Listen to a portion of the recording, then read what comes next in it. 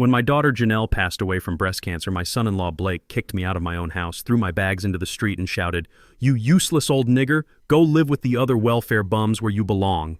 I said, "Blake, please.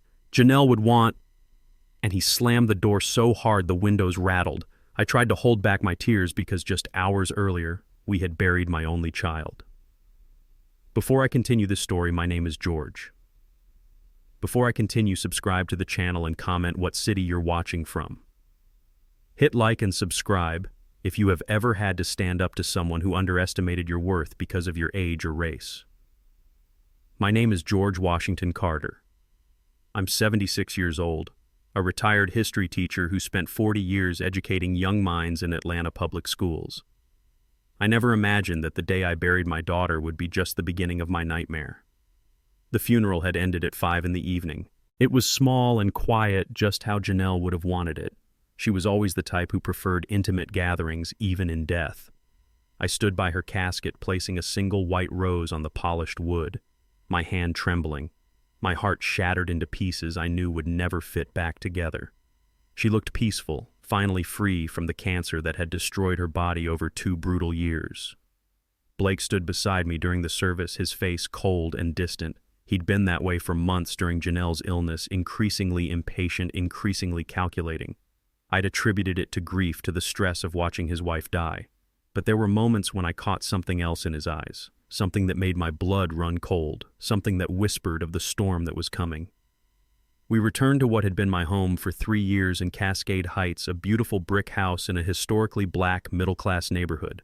The kind of place my parents could only dream about when they were raising me in the projects of Southwest Atlanta in the 1950s. Janelle had insisted I move in with them after my heart episode back in 2022. "Daddy, you need family around you," she'd said, her voice already weakened by chemotherapy. "Besides, this house is too big for just Blake and me." I had resisted at first, not wanting to be a burden.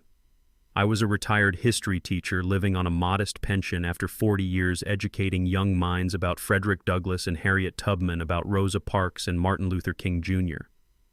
Moving in with them made financial sense, and more importantly, it gave me precious time with my daughter during what turned out to be her final years on this earth. The house was filled with the usual post-funeral awkwardness that afternoon. Neighbors bringing casseroles, nobody would eat, distant relatives making small talk. Nobody meant everyone avoiding eye contact while they picked at sandwiches and spoke in hushed tones about what a wonderful person Janelle had been. By 6 o'clock, the last guest had left. The silence that followed felt heavy, oppressive, like the air before a tornado touches down. I was in the kitchen washing dishes, trying to keep my hands busy so my mind wouldn't dwell on the fact that my only child was gone when Blake appeared in the doorway. Something about his posture made me freeze, the dish towel still in my hands. His arms were crossed, his expression carrying a coldness I'd never seen directed at me before. In that moment, I knew. I knew that whatever came next would change everything. "George, we need to talk," he said, his voice flat and final, the way you'd talk to a stranger, not family. I set down the plate and turned to face him, my 76-year-old heart already starting to race with a fear I didn't yet understand. "Of course, Blake. I know this is hard for both of us. Janelle wouldn't want us to—" "Cut the crap," he interrupted, and the venom in his voice made me take a step back. "Janelle's gone. Things are going to change around here." A chill ran down my spine despite the warm October evening. "What do you mean?" Blake leaned against the doorframe, and for the first time I noticed he'd already loosened his funeral tie, already shed the pretense of mourning. There was something predatory in his stance, something that made every instinct in my body scream danger. "I mean, you can't stay here anymore, old man. This is my house now, and I don't need some useless old man taking up space, eating my food, running up my utilities." The words hit me like a physical blow. I gripped the edge of the counter to steady myself, my 76-year-old knees suddenly feeling weak beneath me. "Blake, I don't understand. Janelle wanted me here. She made me promise I'd stay, that I'd make this my home. She said—" Blake laughed, but there was no humor in it. It was a sound that made my blood run cold, a sound I'd never heard from the man who'd called me Pops for 5 years, who'd sat at my table for Sunday dinners, who'd smiled in all those family photos. "Janelle's dead," he snapped, his voice rising, now echoing off the kitchen walls. What she wanted doesn't matter anymore. This is reality, George. I've got my own life to live, and it doesn't include playing nursemaid to some pathetic old man who can't even take care of himself. My mouth went dry. The room seemed to tilt. But where would I go? This has been my home for 3 years. My things, my photos of Janelle, my... Blake laughed again, crueler this time, and I saw something in his eyes I'd never seen before. Or maybe it had always been there, hidden behind the mask he wore when Janelle was alive. Your things. What things? A bunch of old clothes and dusty books. Some worthless photo albums of a dead woman. Give me a break, George. You've got nothing. You are nothing. Then he said it. The word that would echo in my mind for weeks to come. The word that revealed who Blake Morrison really was beneath the progressive facade. Just another broke, useless old nigger looking for a handout. The slur hung in the air between us like poison. In all the years Blake had been married to my daughter, through all the family dinners and holidays and birthday celebrations, he'd never shown this side of himself. He'd been the progressive white man who'd married a black woman, who'd talked about social justice and equality at dinner parties, who'd posted the right things on social media. But now, with Janelle barely cold in the ground, his true face was showing ugly and hateful and real. I need you out tonight, Blake continued, his voice taking on a threatening edge that made my heart pound even harder. Pack your bags and get out. Go live in a shelter or on the street for all I care. Just get the hell out of my house. Blake, please. I tried one more time, trying to keep my voice steady, trying to maintain some shred of dignity in the face of this cruelty. At least give me a few days to find somewhere to go. I'm an old man. I have a heart condition. I can't just... Not my problem, he said, pulling out his phone and checking it casually, as if we were discussing something as mundane as taking out the trash. You've got 2 hours. If you're not gone by then, I'm calling the police and telling them there's an intruder in my home. Try explaining that to the cops when they show up and see an old black man refusing to leave a white man's house. The threat was clear. In 2025, in Atlanta, Georgia, an old black man and the police was still a dangerous combination. Blake knew it, I knew it, and he was willing to use it against me. With legs feeling like lead, with my whole world collapsing around me, I dragged myself upstairs to the small bedroom that had been mine for 3 years. My hands trembled as I pulled out 2 old suitcases from the closet and began to pack. Each item felt impossibly heavy, weighted with memories I wasn't ready to let go of. A photo of Janelle and me at her college graduation from Spelman, both of us beaming with pride. Her first finger painting from kindergarten, a mess of colors that I'd kept for 43 years. The watch she'd given me for my 50th birthday engraved with, "To the best dad in the world." I could hear Blake downstairs already on the phone with someone, his voice lighter, now almost cheerful. Yeah, finally getting rid of the old man tonight. No, he won't be a problem. Just some pathetic old fool with nowhere to go. His laughter drifted up the stairs, each sound a fresh wound. When I came back downstairs with my 2 suitcases, everything I owned in the world reduced to what could fit in those worn leather bags, Blake was waiting by the open front door. He was tapping his foot impatiently, like I was inconveniencing him with my very existence, with my audacity to take time gathering my belongings. About time, he muttered, not even looking at me. Now get out, and don't ever come back. And George, if I see you around this neighborhood, if you try to contact me, if you tell anyone any lies about what happened here tonight, I'll make sure you regret it. Understood? As I stepped onto the porch, dragging my suitcases behind me, I turned one last time. The house where my daughter had lived and died, where I'd cared for her during her final months, where I'd thought I'd found a home in my old age. The porch light was on, casting long shadows across the walkway. Blake, I said, my voice barely above a whisper, all the fight gone out of me. Janelle loved you. She would be heartbroken to see what you've become. She would be ashamed of... The door slammed in my face so hard, it rattled the windows, cutting off my words, cutting off any last connection to the life I'd known. I stood there for a moment, 2 suitcases at my feet, a 76-year-old black man who'd just been thrown out of his home with racist slurs by his white son-in-law. Mrs. Patterson from next door was watching from her window. I caught her eye, and for a moment I thought she might come outside, might say something, might offer help. We'd been neighbors, friendly, had waved to each other countless times, but instead she pulled her curtains closed. Even she, a black woman who'd lived in this neighborhood for 30 years, couldn't bear to witness my shame. Or maybe she was afraid of what helping me might cost her. Either way, I was alone. I loaded my suitcases into my 2010 Honda Civic, my hands shaking so badly I could barely grip the handles. It was 7:30 in the evening. The sun was setting over Atlanta, painting the sky in shades of orange and purple. That would have been beautiful if I'd been able to see anything through my tears, through the fog of shock and grief and disbelief that clouded my vision. I had nowhere to go. No family left except the man who'd just thrown me out like garbage. No close friends who could take me in on such short notice. My modest teacher's pension of $1,200 a month barely covered basic expenses, certainly not enough for a security deposit on an apartment, not enough to start over at 76 years old. That night I slept in my car in a Walmart parking lot off Cascade Road. I used my jacket as a blanket against the October chill and my suitcase as a pillow. The parking lot lights hummed overhead, harsh and fluorescent, a constant reminder that I was exposed, vulnerable, no longer invisible. Every so often a car would pull in headlights, sweeping across my windshield, and I would duck down, not wanting anyone to see, not wanting to become another statistic, another old black man sleeping rough, another invisible elder that society had forgotten. The temperature dropped to 40 degrees that night. My arthritis flared up, sending sharp pains through my knees and hands, through joints that were already worn from 76 years of living. My heart, still weak from that episode 3 years ago, beat irregularly in my chest, skipping beats reminding me that I was old, that I was fragile, that I might not survive what was coming.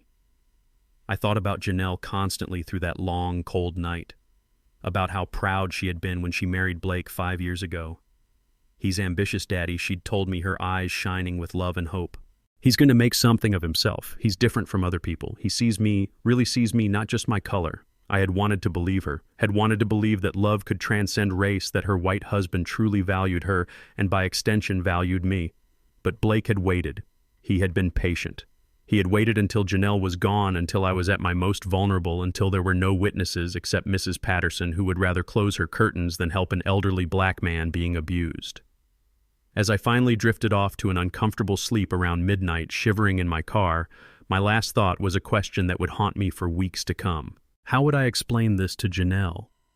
If she could see me now thrown out like garbage on the day of her funeral, sleeping in a car in a parking lot discarded by the man she'd loved and trusted, how would I tell my brilliant, beautiful daughter that her husband had shown his true racist face the moment she was no longer there to see it? I had no answers that night. Only questions. Only pain. Only the cold reality of a 76-year-old black man learning that even in 2025, even in Atlanta, even after everything we'd fought for and won racism, still thrived behind closed doors and smiling faces. What I didn't know then, what I couldn't possibly imagine as I shivered in that Walmart parking lot, was that this nightmare was just the beginning of a story that would take me from homelessness to a truth so shocking it would rewrite everything I thought I knew about my life, my father, and my worth. 3 weeks had passed since Blake threw me out, and I barely recognized the man I had become. My reflection in store windows showed someone hollow-eyed and gaunt, someone who had lost at least 20 pounds, someone who looked every bit the homeless person Blake had accused me of being. My clothes hung loose on my frame. My hair had gone completely gray, seemingly overnight, and there was a defeated slump to my shoulders that hadn't been there before. The Riverside shelter on Martin Luther King Jr. Drive became my new reality. The irony wasn't lost on me, a street named after the man who'd fought for our dignity, leading me to a place where dignity went to die. My days had settled into a grim routine that would have been unimaginable just a month before. Wake up at 5:30 when the fluorescent lights flickered on with a harsh buzz that jolted everyone from whatever restless sleep we'd managed to find. The shelter staff would walk through the rows of cots, calling out in voices that tried to be kind but came out tired. Time to get up, folks. Beds need to be cleared by 7. We'd fold our thin blankets, stack them on the metal cots that had left permanent bruises on my bony hips, and shuffle toward the doors like prisoners being released for the day. Spend the day wandering the streets of Atlanta, looking for odd jobs that paid cash, anything to earn a few dollars for food or to save toward something better. Return to the shelter by 6 o'clock to get in line for dinner and hopefully secure a bed for the night. If you came back any later than 6:15, you'd be sleeping on the floor or outside on the street. At 76, with a bad heart and arthritis that flared up in the October cold, I couldn't risk that. The shelter itself was a converted warehouse, clean enough but crowded beyond what any building should hold. Cots were arranged in rows like a military barracks, maybe 80 of them packed into a space that felt barely big enough for 40 people. The thin mattresses, no more than 2 inches of foam, offered little comfort against the metal frames that dug into hip bones and shoulder blades. But it was warm, it was dry, and at 76 years old, with nowhere else to go, I had learned not to be picky about small mercies. The hardest part wasn't the physical discomfort or even the constant gnawing of hunger when I couldn't afford to eat. It was the sounds at night that haunted me. The man in the cot next to me, a younger guy, maybe in his 50s, named Gerald, had a cough that never stopped. Deep, rattling wet.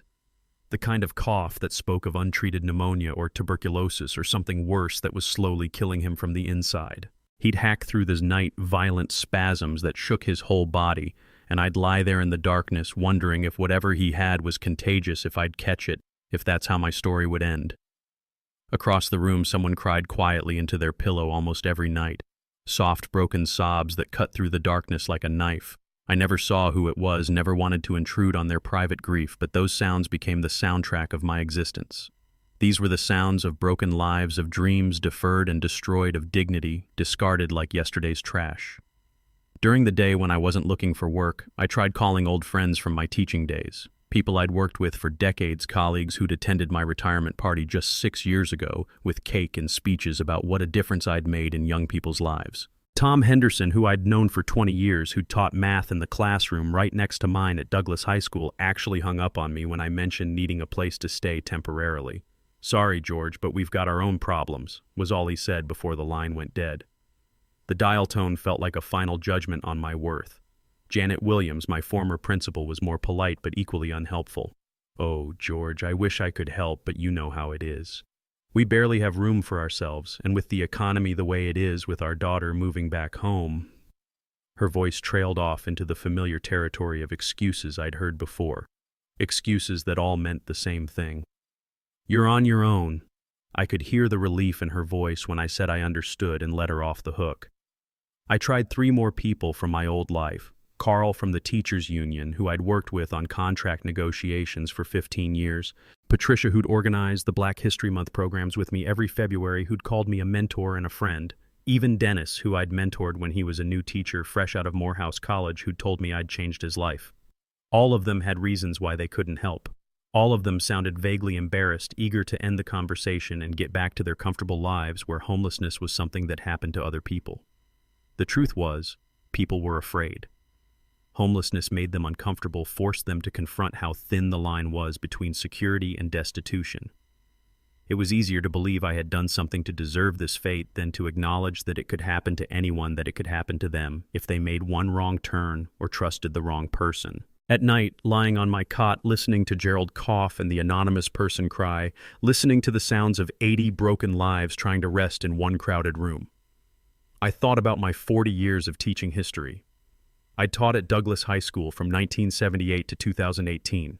4 decades of shaping young minds, of teaching black students about Frederick Douglass, who'd escaped slavery to become one of our greatest voices. About Harriet Tubman, who'd risked her life 19 times to lead 300 people to freedom. About Rosa Parks, who'd said no to injustice on that bus in Montgomery. About Martin Luther King Jr., who'd dreamed of a day when we'd be judged by our character, not our color. I'd taught them that we as black people had survived slavery, Jim Crow, segregation, discrimination, violence, and systemic racism. That we were resilient, that we were strong, that we could overcome anything if we held on to our dignity and our humanity. I remembered faces now in the darkness. Marcus Johnson, who'd gone on to become a doctor at Emory Hospital. Tamika Brown, now a civil rights lawyer in Washington, D.C. Gerald Williams. Yeah, same first name as my cot neighbor who'd become a teacher himself and was carrying on the work. I'd received Christmas cards from former students for years after I retired. Letters telling me how I'd changed their lives, how I'd made them believe they could succeed, despite all the obstacles in their path. But lying on that cot in Riverside Shelter, I didn't feel like someone who'd made a difference. I felt like exactly what Blake had called me. Useless, old, worthless. Just another broke old man that nobody wanted around. It was Pete Johnson who brought me the first real news about Blake and what was happening at the house that used to be my home. Pete was a handyman in his mid-50s who did odd jobs around Cascade Heights, and he had always been friendly with me during the years I lived there. I ran into him at a community center on Auburn Avenue where I was eating a free lunch provided by a local church. Watery vegetable soup and stale crackers, but it was food, and I was grateful for it. George Pete said, sitting down across from me at the long folding table. His face showed genuine concern, which was more than I'd gotten from most people. "Man, I've been worried about you. Heard some things from the neighborhood. Wanted to find you and let you know what's going on." I set down my spoon, my appetite gone despite my constant hunger. "What kind of things?" Pete leaned forward, lowering his voice even though the community center was nearly empty at this hour. "I've been doing some work for the neighbors next to your old house, the Pattersons. I couldn't help but notice what's been going on over there at Blake's place." My stomach tightened at the mention of Blake's name. "What's going on? Blake's throwing everything out, George. Had a big dumpster delivered last week, one of those industrial-sized ones. I've seen him tossing out photo albums, furniture, women's clothing, artwork, quilts. Looks like he's clearing house, completely erasing every trace of Janelle from that place." My heart clenched so hard it hurt. Those were Janelle's things. Her books that she'd collected since childhood. Her artwork from high school that I'd framed and hung on the walls. The quilts her grandmother had made by hand, family heirlooms that had been passed down through generations. The African art she'd collected from her trip to Ghana 2 years before she got sick. All of it treated like garbage, thrown away as if her life had meant nothing, as if she'd never existed. "There's more." Pete continued, his expression pained. "I've seen him with a woman. Blonde, white, real put-together looking, expensive clothes. They've been there together multiple times over the past week. Last Tuesday I saw them loading boxes into a U-Haul truck. She seemed to be moving her stuff in George, moving into Janelle's house, into Janelle's bedroom probably. 3 weeks, I whispered, my voice breaking. "It's been 3 weeks since we buried my daughter, and he's already got someone else living in her house." Pete nodded, his eyes full of sympathy. "I'm sorry, George. I thought you should know. Thought you deserved to know what kind of man Blake really is." After Pete left, I sat there for a long time, staring at my half-eaten bowl of soup that had gone cold. Blake was already moving on, replacing Janelle's memory with someone new, erasing every trace of my daughter from the house where she had lived and died and dreamed of growing old. 3 weeks. It had been 3 weeks since we'd lowered her into the ground, and he was already bringing another woman into their home, sleeping in their bed, living the life he'd planned with my daughter, but with someone else in her place. That afternoon, I sat on a bench in Riverside Park, watching families play with their children on the playground, watching young couples walk hand in hand along the paths, watching a world that seemed to be moving forward while I was stuck in place. The autumn sun was warm on my face, but I felt cold inside, frozen by the knowledge that my daughter's memory was being erased as thoroughly and cruelly as I had been erased from her home. An elderly black woman sat down beside me on the bench, and I noticed she was carefully unwrapping a sandwich from aluminum foil. She must have been in her 70s like me, but she carried herself with a dignity and grace that I felt I had lost somewhere between Blake's front door and this park bench.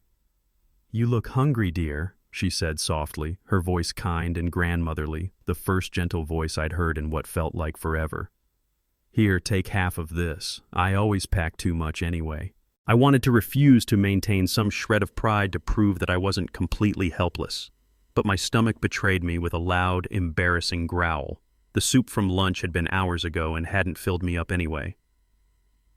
"Thank you," I whispered, accepting the food with hands that trembled slightly. It was turkey and cheese on wheat bread, simple but fresh, and it tasted better than anything I'd eaten in weeks. "Ma'am, I don't know how to thank you for this kindness." "No thanks needed," she said with a warm smile. "I'm Ruth Jackson. I volunteer at First Baptist Church down on Auburn Avenue. You're welcome to come by for lunch tomorrow if you'd like. We serve every day at noon, and there's always plenty of food and no questions asked." For the first time in 3 weeks, someone had shown me kindness, without expecting anything in return, without judgment, without making me feel like a burden. I had to fight back tears that suddenly threatened to spill over. "I'm George," I managed to say, my voice thick with emotion. "George Carter, and yes, I'd like that very much. Thank you, Mrs. Jackson." Ruth studied my face for a moment, her eyes narrowing with recognition. "Wait a minute, I thought I recognized you. You used to teach at Douglas High School, didn't you? My grandson was in your history class about 10 years ago. Marcus Jackson. Tall boy, played basketball, always asking questions about the civil rights movement." The memory came flooding back, bringing with it a reminder of who I used to be, of the life I'd had before everything fell apart. Marcus had been a good student, bright and eager to learn, full of questions about how change happened and how ordinary people could make a difference. I'd spent extra time with him after school, helping him prepare for his college applications. "I've always believed education is the key to breaking cycles," I said, and for the first time in weeks I felt like myself again, like the teacher I had been before Blake's cruelty had stripped away my sense of purpose. Marcus was one of the good ones. Smart, curious, cared about making the world better. "Still is," Ruth said, her smile widening with pride. "Marcus graduated from Morehouse College, got his MBA from Emory, and now he works as a financial analyst downtown at one of the big firms. He's doing real well for himself. And he never forgot the teacher who believed in him when nobody else did, who stayed after school to help him, who wrote that letter of recommendation that got him his scholarship. He still talks about you, Mr. Carter."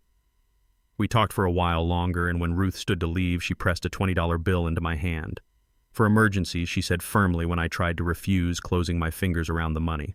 "And I'll see you tomorrow at First Baptist Church on Auburn Avenue. Ask for Pastor David Williams. Tell him Ruth sent you. He's a good man, and he'll make sure you're taken care of." That night at the shelter, lying on my cot with Gerald coughing beside me and the anonymous person crying across the room, I counted that $20 bill as if it were a fortune. It was more money than I'd had at one time since Blake had thrown me out. I could buy a decent meal tomorrow, maybe get some toiletries from the dollar store, perhaps even a new shirt from the thrift shop so I wouldn't look quite so much like a homeless man when I went to the church.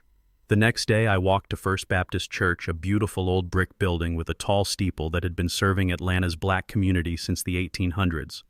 Auburn Avenue had deep historical significance, the street where Dr. King had preached, where black businesses had thrived even during segregation, where our community had built power and dignity and hope despite a system designed to keep us down. Pastor David Williams was a man in his mid-60s with kind eyes behind wire-rimmed glasses and a firm handshake that conveyed both strength and welcome. "Ruth told me about you, Brother George," he said, and the way he called me brother made something tight in my chest loosen just a little. "She says you're a good man, going through a hard time. Well, we've got plenty of those around here, and we do our best to help however we can." The church was serving lunch to about 50 people in the fellowship hall, a mix of homeless individuals like me and working poor families who couldn't quite make ends meet. The food was simple but hot and plentiful, the kind of soul food that reminded me of Sunday dinners with my mother when I was young before the world got so complicated. Fried chicken that was crispy on the outside and tender inside. Collard greens cooked with ham hocks, macaroni and cheese that was creamy and rich, cornbread that was sweet and crumbly, sweet tea so cold it made your teeth ache. Food made with love by church volunteers who understood that a hot meal could mean the difference between despair and hope.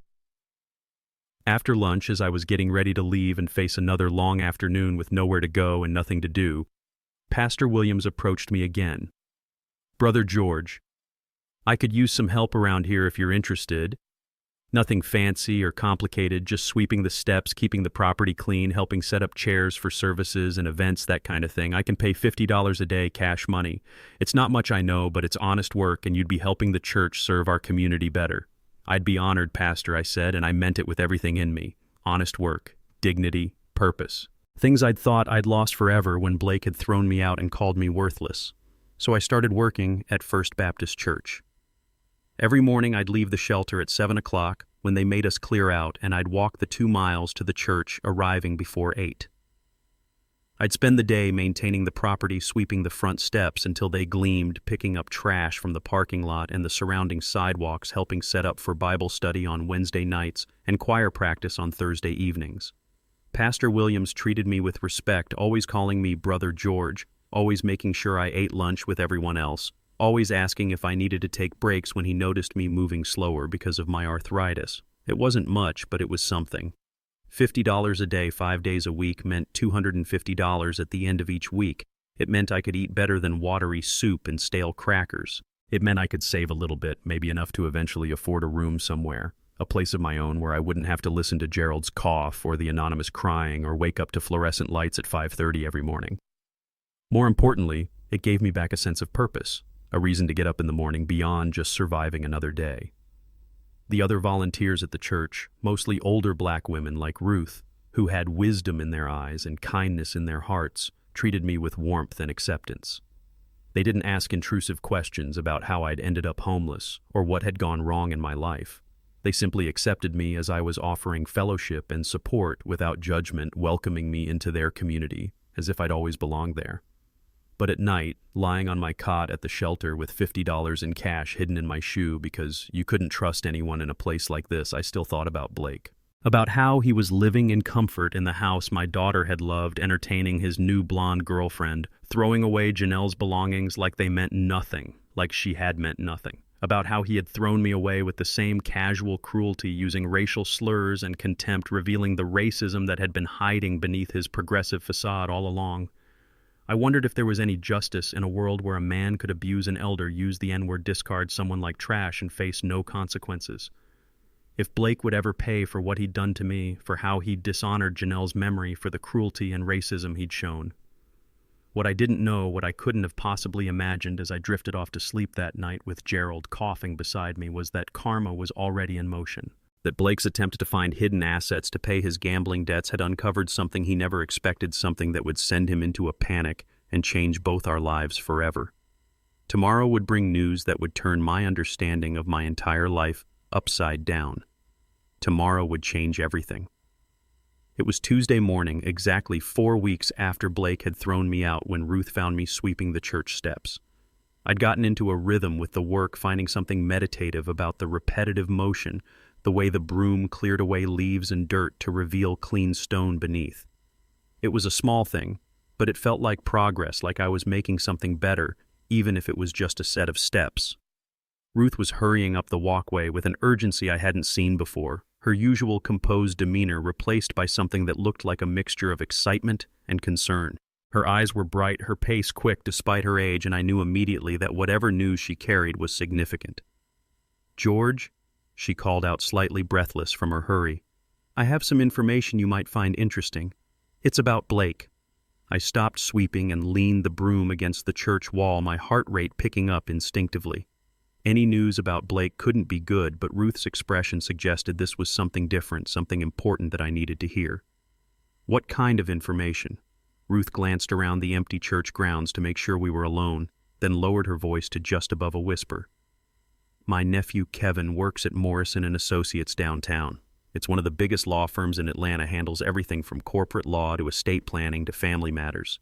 He's been there as a paralegal for 8 years, now knows the ins and outs of how everything works." I nodded, wondering where this was going, feeling a knot of tension forming in my stomach. Yesterday afternoon, Ruth continued, a man named Blake Morrison came into their office. Kevin said he was in what could only be described as a state of extreme agitation. Pacing, couldn't sit still, kept interrupting the lawyers with questions before they could finish answering the previous ones. Blake was at a law firm. I felt my mouth go dry. What was he there for? That's what caught Kevin's attention. Ruth said, her eyes searching my face. Blake was asking very specific and unusual questions about inheritance laws and something about biological parentage and proving family relationships. Kevin said it wasn't the normal kind of estate business they usually handle. Biological parentage, I repeated, confused my mind, trying to make sense of why Blake would be asking about that. Why would he be asking about that? Janelle is gone. We never had any questions about family relationships while she was alive.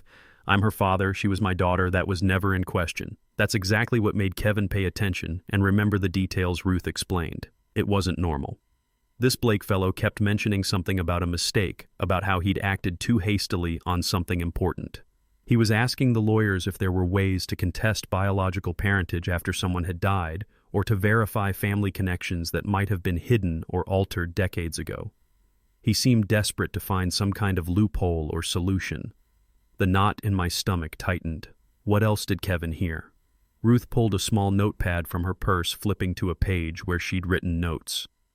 Kevin said Blake had apparently received some kind of official document that had upset him greatly.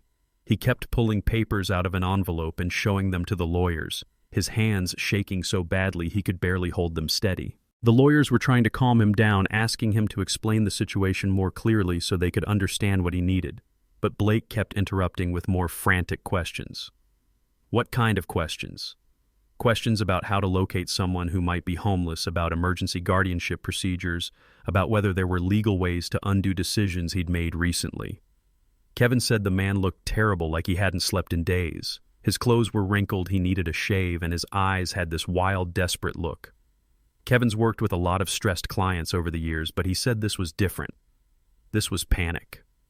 I stood there trying to process what Ruth was telling me, trying to understand why Blake would be panicking about biological parentage and family relationships. None of it made sense. Unless, did Kevin hear anything else? Anything about me specifically? Ruth nodded. He heard Blake say your name several times, George Carter, and he heard him asking about how to find someone who might be staying in homeless shelters in Atlanta. 2 days later, I was sweeping the church parking lot when Pete Johnson found me. He'd come straight from a job site, still wearing his work clothes, and his face carried that same grave expression I'd seen before when he had news about Blake. "George, I need to tell you something else," Pete said without preamble, glancing around to make sure no one else was within earshot. "Something strange happened at your old house yesterday. Actually, a lot of strange things have been happening there, but yesterday was different, more intense. I set down my broom, my hands suddenly feeling unsteady. What happened?" Pete took a deep breath, organizing his thoughts. "I was doing some repair work for the Pattersons next door, replacing some boards on their back deck. From there, I had a clear view of Blake's driveway and front entrance. Around noon, official-looking cars started showing up one after another like some kind of parade. What kind of official cars? That's what caught my attention," Pete said. "First one was from the county assessor's office, had the seal right on the door. Then another car pulled up from a law firm, looked like it had Morrison and Associates printed on the side, same firm my cousin works for downtown. But the one that really made me stop and watch was from a private investigation company. Heritage Investigations, it said on the side. I'd never heard of them before, but they looked professional, expensive. Private investigators. My heart began to race faster. Why would Blake need private investigators? "That's not even the strangest part, George," Pete continued, his voice dropping lower. "Around 12:30, after all these official people had been going in and out of the house for about an hour, this fancy black sedan pulls up. Real expensive-looking car, probably cost more than I make in a year. Out steps this woman in an expensive business suit, probably in her 50s, carrying a leather briefcase. She looked professional, powerful, like someone you don't mess with.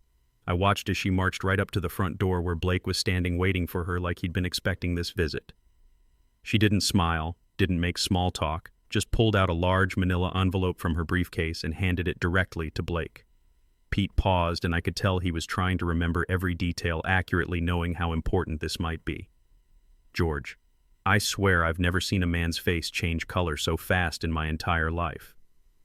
Blake was standing there in his doorway, normal color 1 second, and then he opens that envelope and starts reading whatever was inside.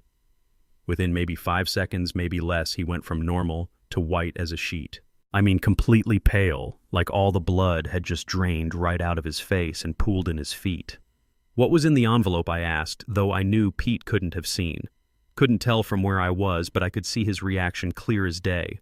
His hands started shaking so badly he could barely hold the papers. Then he started yelling at the woman loud enough that I could hear some of it from where I was working. He was saying things like, "This can't be right, and there must be some error in the documentation, and someone needs to recheck everything." "What did the woman say?" Pete shook his head. She just stood there, calm as could be, professional, like she'd delivered bad news 100 times before and was used to people's reactions. I saw her point to something in the documents, like she was showing him proof of whatever was being discussed. Then she said something, couldn't hear exactly what, but her body language was clear. She was basically telling him that whatever was in those papers was final, verified, no mistakes, no room for argument. Then she got back in her fancy car and drove away. "And what did Blake do?" "That's where it gets even more interesting," Pete said. "After the woman left, Blake went back inside the house for maybe 10 minutes. I could see him through the window, pacing back and forth, looking at those papers, running his hands through his hair like he was trying to figure something out. Then he came rushing back out with his jacket and his car keys, looking completely frantic, like a man whose house was on fire. He got in his car and just sat there in the driveway for a minute, staring at those papers spread out on his steering wheel. Then he started making phone calls. By that point, I'd moved to the front of the Pattersons' house to work on their porch railing, so I was closer and could hear more of what he was saying. What was he saying, I asked, feeling like I was on the edge of understanding something huge but couldn't quite see the full picture yet. Pete's expression grew more troubled. George, he was nearly shouting into his phone loud enough that I could catch quite a few words and phrases. He kept saying things like, "I need to find him immediately, and this changes everything, and I made a huge mistake and time is running out." His voice had this desperate edge to it, like he was begging whoever was on the other end of the line to help him with something urgent. And then Pete continued, "And this is the part that made me think I should find you and tell you right away. At one point I clearly heard him say your name. He was telling someone on the phone that he needed to locate George Carter as soon as possible, that it was urgent, that it was literally a matter of life and death." Those were his exact words, George. Life and death. My mouth went dry. Blake was looking for me. The same man who had thrown me out with racial slurs just 4 weeks ago, who had told me I was worthless and useless, who had slammed the door in my face, was now desperately trying to find me. "That's not all," Pete said. Over the next few hours, more people showed up at the house. Men in expensive suits carrying briefcases and clipboards who looked like lawyers or accountants. Someone who appeared to be another private investigator based on the way he was dressed and the camera he was carrying. They were all going in and out of the house, and every time I saw Blake, he looked more panicked than before. His face was pale. His hands were shaking. He couldn't seem to stand still. By the time I finished my work around 4 o'clock and was packing up to leave, Pete continued. Blake was back on his porch making more phone calls, and I heard him asking someone a very specific question. He was asking about where the homeless shelters were located in Atlanta, specifically which ones served elderly men. "He's looking for me at homeless shelters," I said, more to myself than to Pete. "Seems that way," Pete confirmed.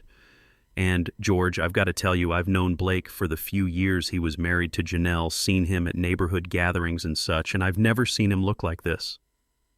He looked like a man who just realized he'd made the worst mistake of his life and was running out of time to fix it. Whatever was in that envelope, whatever those investigators found, it's tearing him apart." After Pete left, I sat on the church steps for a long time trying to piece together the fragments of information I'd gathered. Blake had gone to a law firm asking about biological parentage and family connections. He'd received some kind of document from private investigators that had shocked him to his core. Now he was desperately trying to find me, telling people it was life or death urgent, asking about homeless shelters where elderly men might be staying. None of it made complete sense yet, but the pieces were starting to form a picture, even if I couldn't quite see what that picture was. That afternoon, I walked to the Auburn Avenue Public Library, a beautiful old building that had served Atlanta's black community for generations. I asked the librarian for help using the computers, explaining that I wasn't very familiar with the internet. She was patient and kind, showing me how to search for information. I typed in heritage investigations, slowly using 2 fingers, my reading glasses perched on my nose. Their website loaded professional and understated. The homepage explained that they specialized in genealogical research, family history verification, and biological parentage confirmation. They offered services like DNA analysis, historical records, research, birth certificate verification, and locating lost family members who'd been separated by time or circumstance. Their tagline, displayed prominently at the top of the page, read, "Uncovering the truth about who you really are." I stared at those words for a long time, feeling something shift in my understanding. Why would Blake hire a company like this? What truth was he trying to uncover, and why would any of it matter now that Janelle was gone?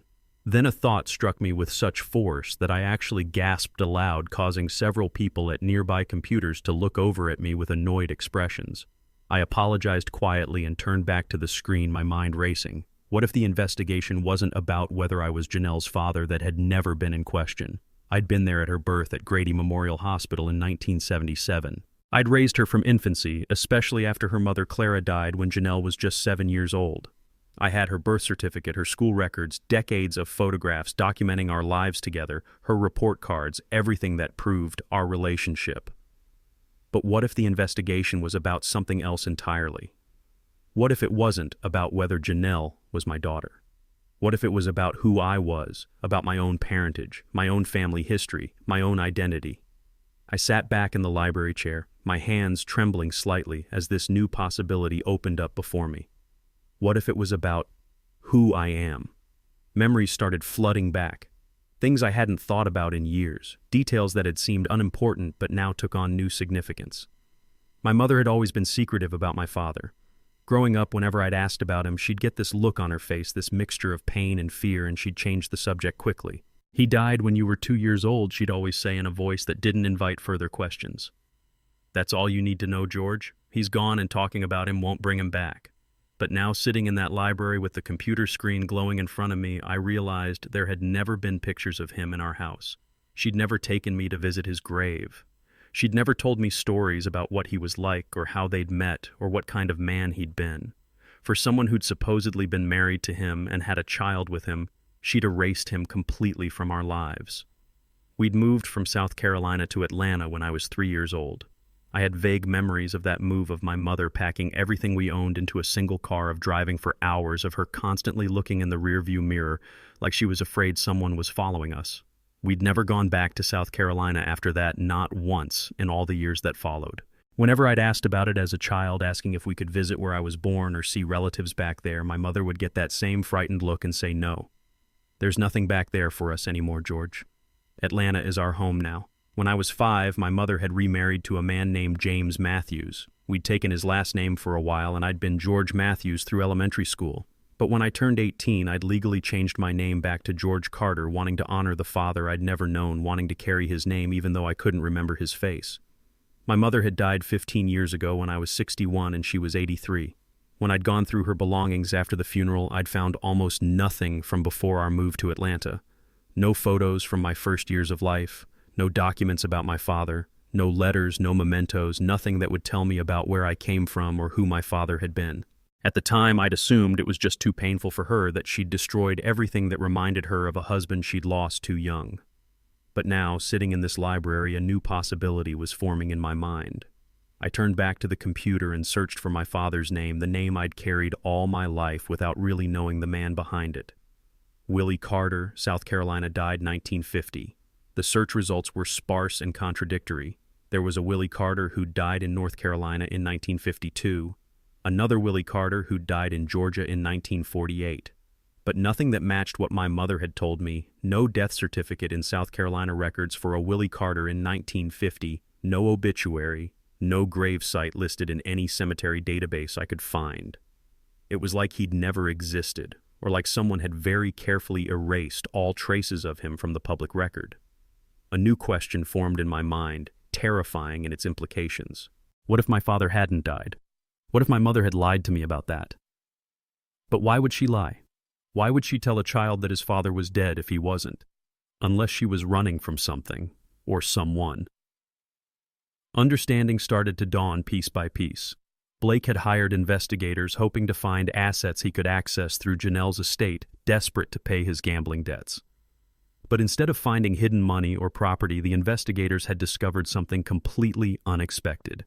Something about my identity, my parentage, my family history. Something significant enough to send Blake into a complete panic. Significant enough to make him desperately try to undo what he'd done by throwing me out. That evening, back at Riverside Shelter, I lay on my cot with my mind racing through possibilities. Gerald was coughing next to me, that same wet, rattling cough he'd had for weeks. Across the room, the anonymous person was crying quietly into their pillow. But for once, those sounds faded into the background as my thoughts spiraled through decades of questions I'd never thought to ask. If my father hadn't died when I was 2, where had he gone? Why had my mother told me he was dead? Why had we moved away from South Carolina and never returned? Why had she destroyed or hidden every trace of my first years of life? And most importantly, why would any of this matter to Blake now, 4 weeks after he'd thrown me out? What could investigators have possibly discovered that would make him desperate to find me, desperate enough to search homeless shelters, desperate enough to call it a matter of life and death? For the first time since that terrible night when Blake had thrown me out, I felt something other than despair and hopelessness.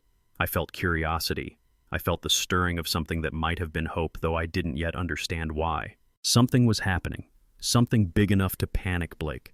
Something that involved my identity and my family and secrets that had been buried for decades. Blake was looking for me, but I wasn't ready to be found. Not yet.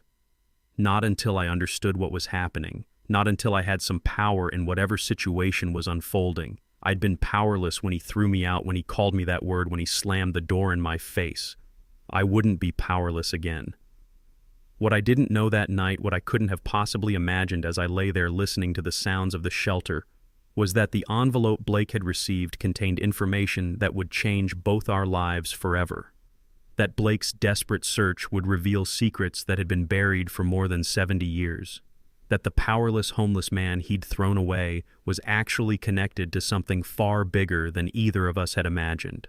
But that night, lying on my cot with questions swirling through my mind, I only knew that Blake was looking for me, that he was panicked about something, that whatever he'd discovered had made him realize he'd made a terrible mistake, and I knew that I wasn't ready to be found. Not yet. Not until I understood what was happening. Not until I had power in whatever was unfolding. The next day would bring another piece of the puzzle. A phone call that would start to explain everything. A meeting that would reveal truths about my life that I'd never imagined. Secrets buried for decades were about to surface, and nothing would ever be the same again. It was Friday morning, 5 days after my conversation with Ruth and Pete about Blake's mysterious panic, when everything changed. I was helping Pastor Williams organize the food pantry, stacking cans of vegetables and boxes of pasta on the metal shelves, when Ruth appeared in the doorway with the parish phone in her hand.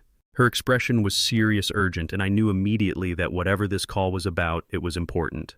"George, there's a call for you," she said, holding out the phone. "It's a woman who says she's a lawyer and that it's very important. She's been trying to locate you for several days." My hands trembled as I took the phone from Ruth, my heart already racing with a mixture of fear and anticipation. Who would have a lawyer calling me at a church?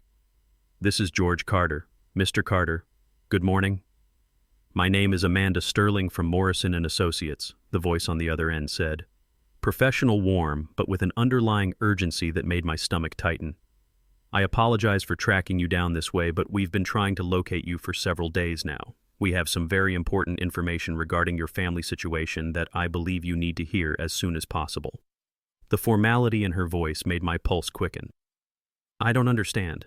Why would a law firm be looking for me? I'm just a retired teacher. I don't have any legal matters pending. Mr. Carter, I believe."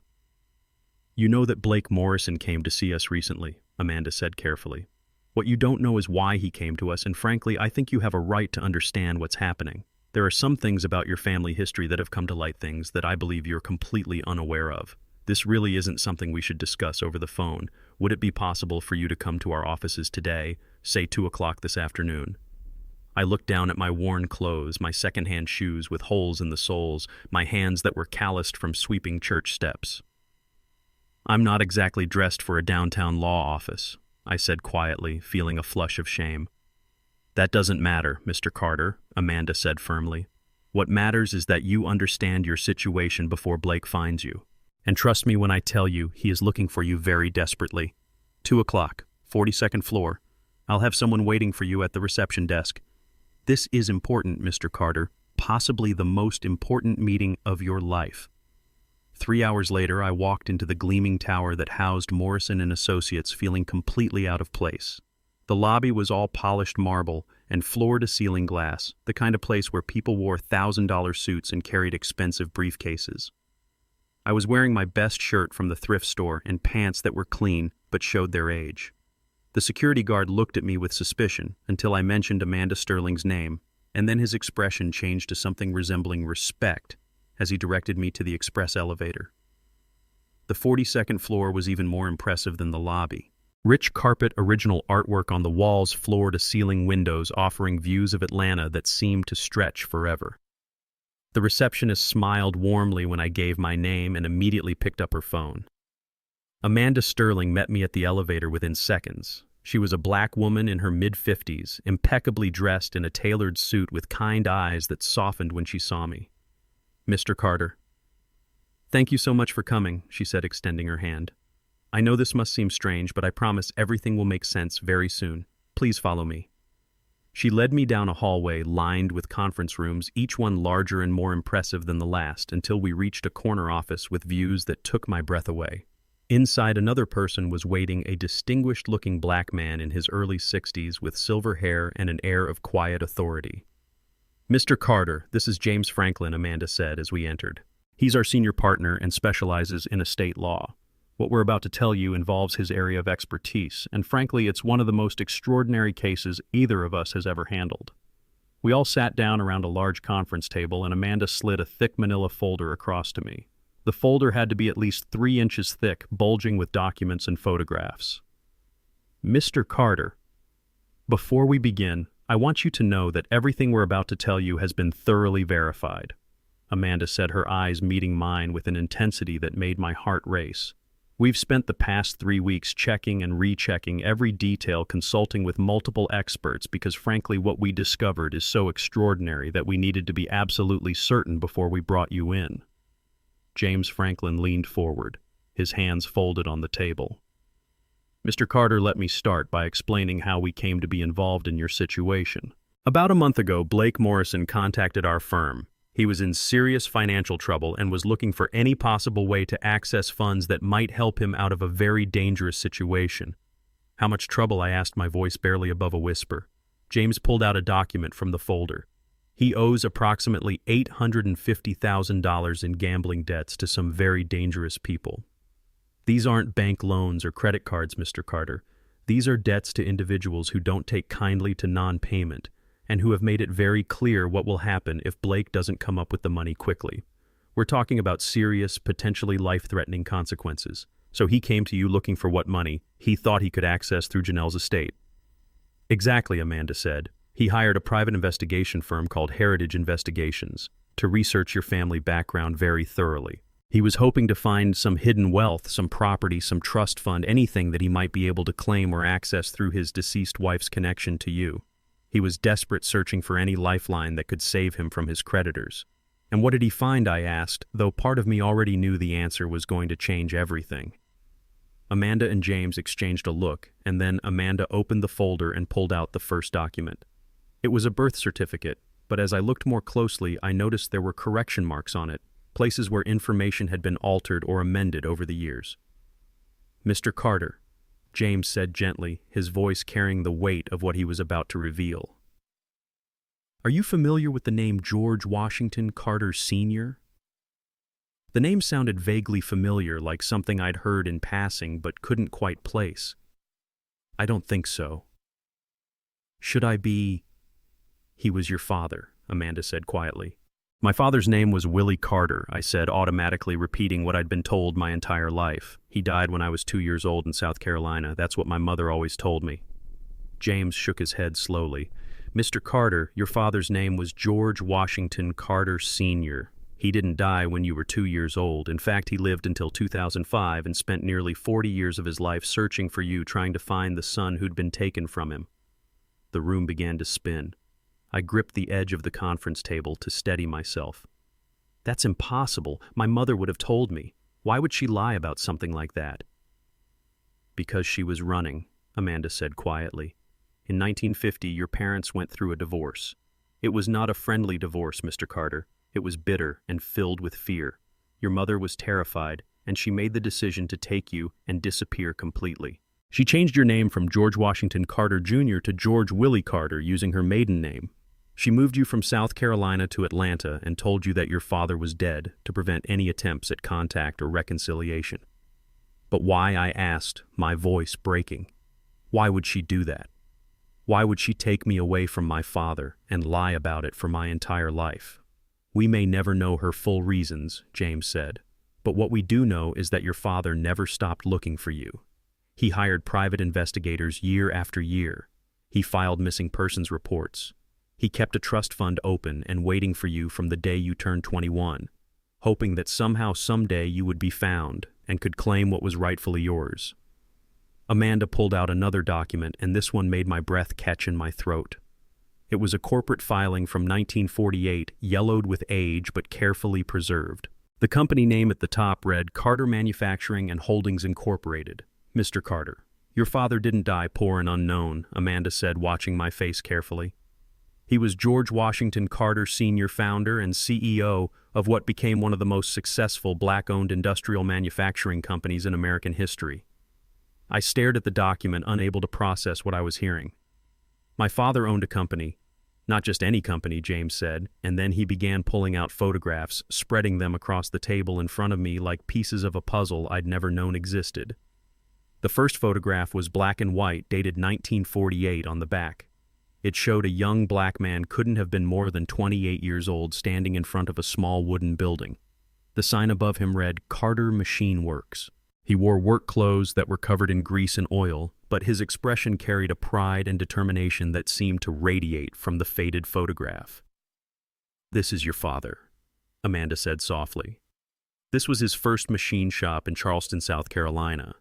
He started with just 3 tools that he'd bought secondhand with money he'd saved from his military service during World War II. A lathe drill press and a welding torch. That's all he had, Mr. Carter. He worked 16-hour days, 7 days a week, taking any job that would pay, slowly building something from nothing. She showed me another photograph dated 1949. The same building, but it had been expanded. New equipment was visible through the open doors. And standing beside my father were 3 other black men in work clothes, all of them smiling at the camera. By the second year, he'd hired his first employees, James explained. All of them were returning veterans like him, black men who couldn't find work anywhere else because white-owned businesses wouldn't hire black men for skilled positions. Your father gave them not just jobs, Mr. Carter, but dignity. Fair wages, safe working conditions, respect. He treated them like the skilled craftsmen they were. Then Amanda pulled out a newspaper clipping so fragile it was encased in protective plastic.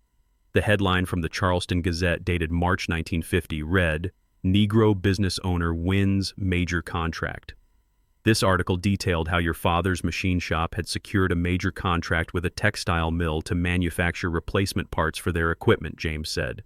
It was a breakthrough that would have meant real financial security for his growing business. Your father was 29 years old and on the verge of something significant. What happened, I asked, though part of me could already guess.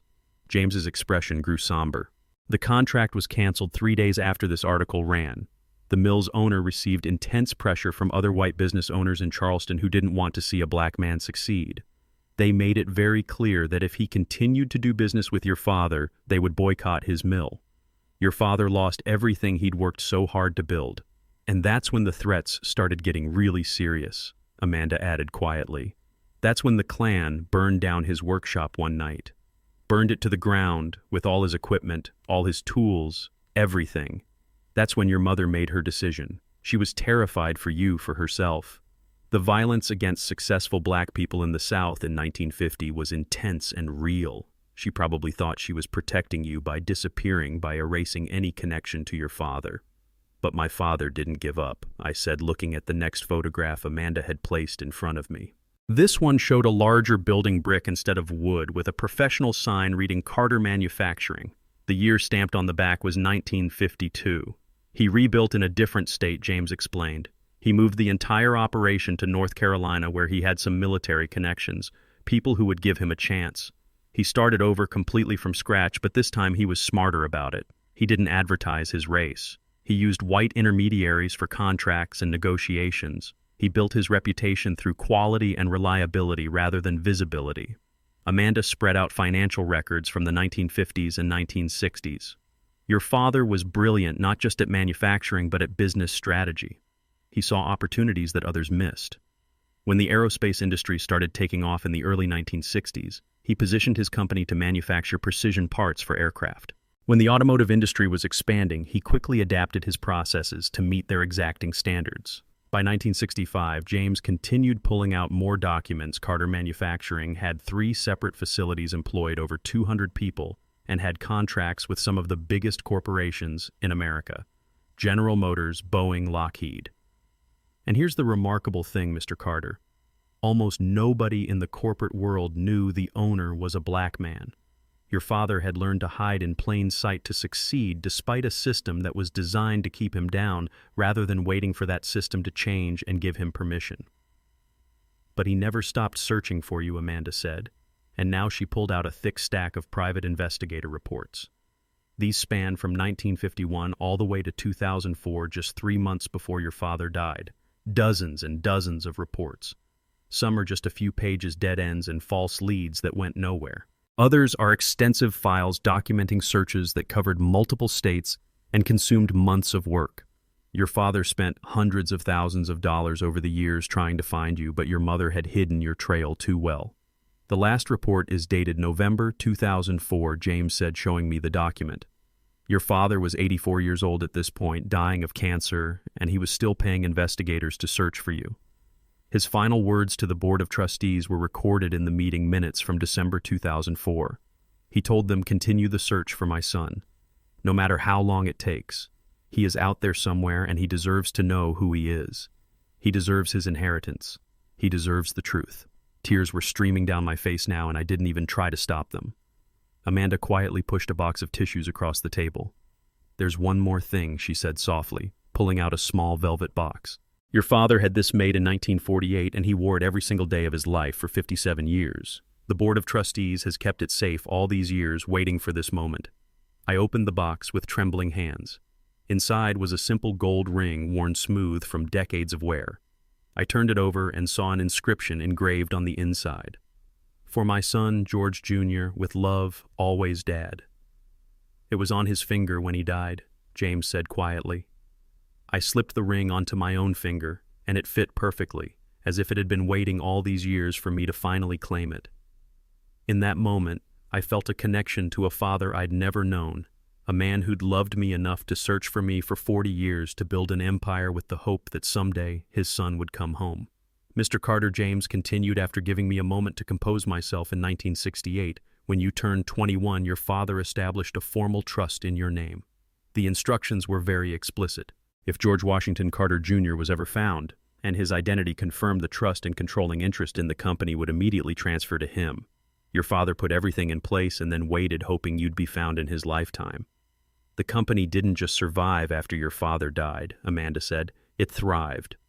Carter Manufacturing expanded into more areas: automotive parts, aerospace components, military contracts. When your father passed away in 2005, the company was valued at approximately $2.8 billion. A board of trustees has been managing it carefully all these years, waiting for you to be found." James pulled out current financial statements. "Today, nearly 20 years later, Carter Manufacturing and Holdings is valued at approximately $3.2 billion. And the trust fund that your father established for you in 1968 has been accumulating interest for 57 years. Current value of that trust is approximately $600 million. I felt like I couldn't breathe, couldn't think, couldn't process what I was hearing. "You're telling me that I'm worth almost $4 billion, $3.8 billion to be precise," James confirmed. "You are one of the wealthiest black men in America. Mr. Carter, you just didn't know it because your mother's decision to hide you and change your name meant that all these years you've been living as George Willie Carter, while your true identity as George Washington Carter Jr. was being searched for by a company with virtually unlimited resources."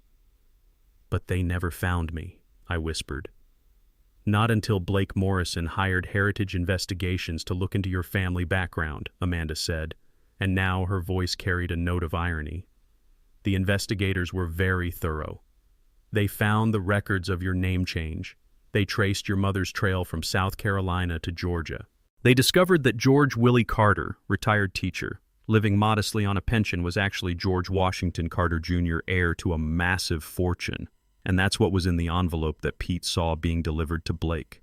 Blake found out who I really am," I said slowly, understanding washing over me in waves. "And that's when he panicked." "Exactly," James confirmed. "And that's when he came to us in a state of complete panic, because Blake Morrison had just realized that he'd thrown out his billionaire father-in-law, the man who could have saved him from his gambling debts with pocket change. And he'd done it in the most cruel and racist way possible, which brings us to the most important part of this entire situation." Amanda pulled out yet another document from the seemingly endless folder.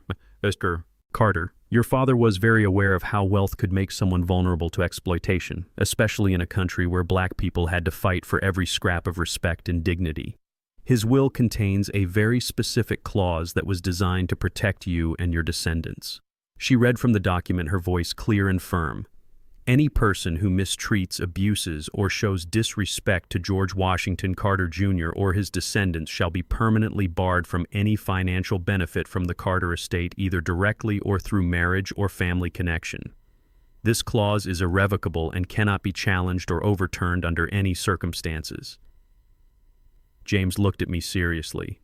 "Mr. Carter Blake's treatment of you, the racist language he used, the abuse, the way he threw you out onto the street on the day of your daughter's funeral, All of that clearly and unambiguously qualifies as mistreatment and abuse under the terms of your father's will. So Blake can't access any of the money, I said, pieces clicking into place. Not a single cent, Amanda confirmed. Even though he was married to your daughter, Janelle, even though he might have been able to argue that he had some claim through that family connection, the moment he abused you with racist language and threw you out, he triggered the clause in your father's will.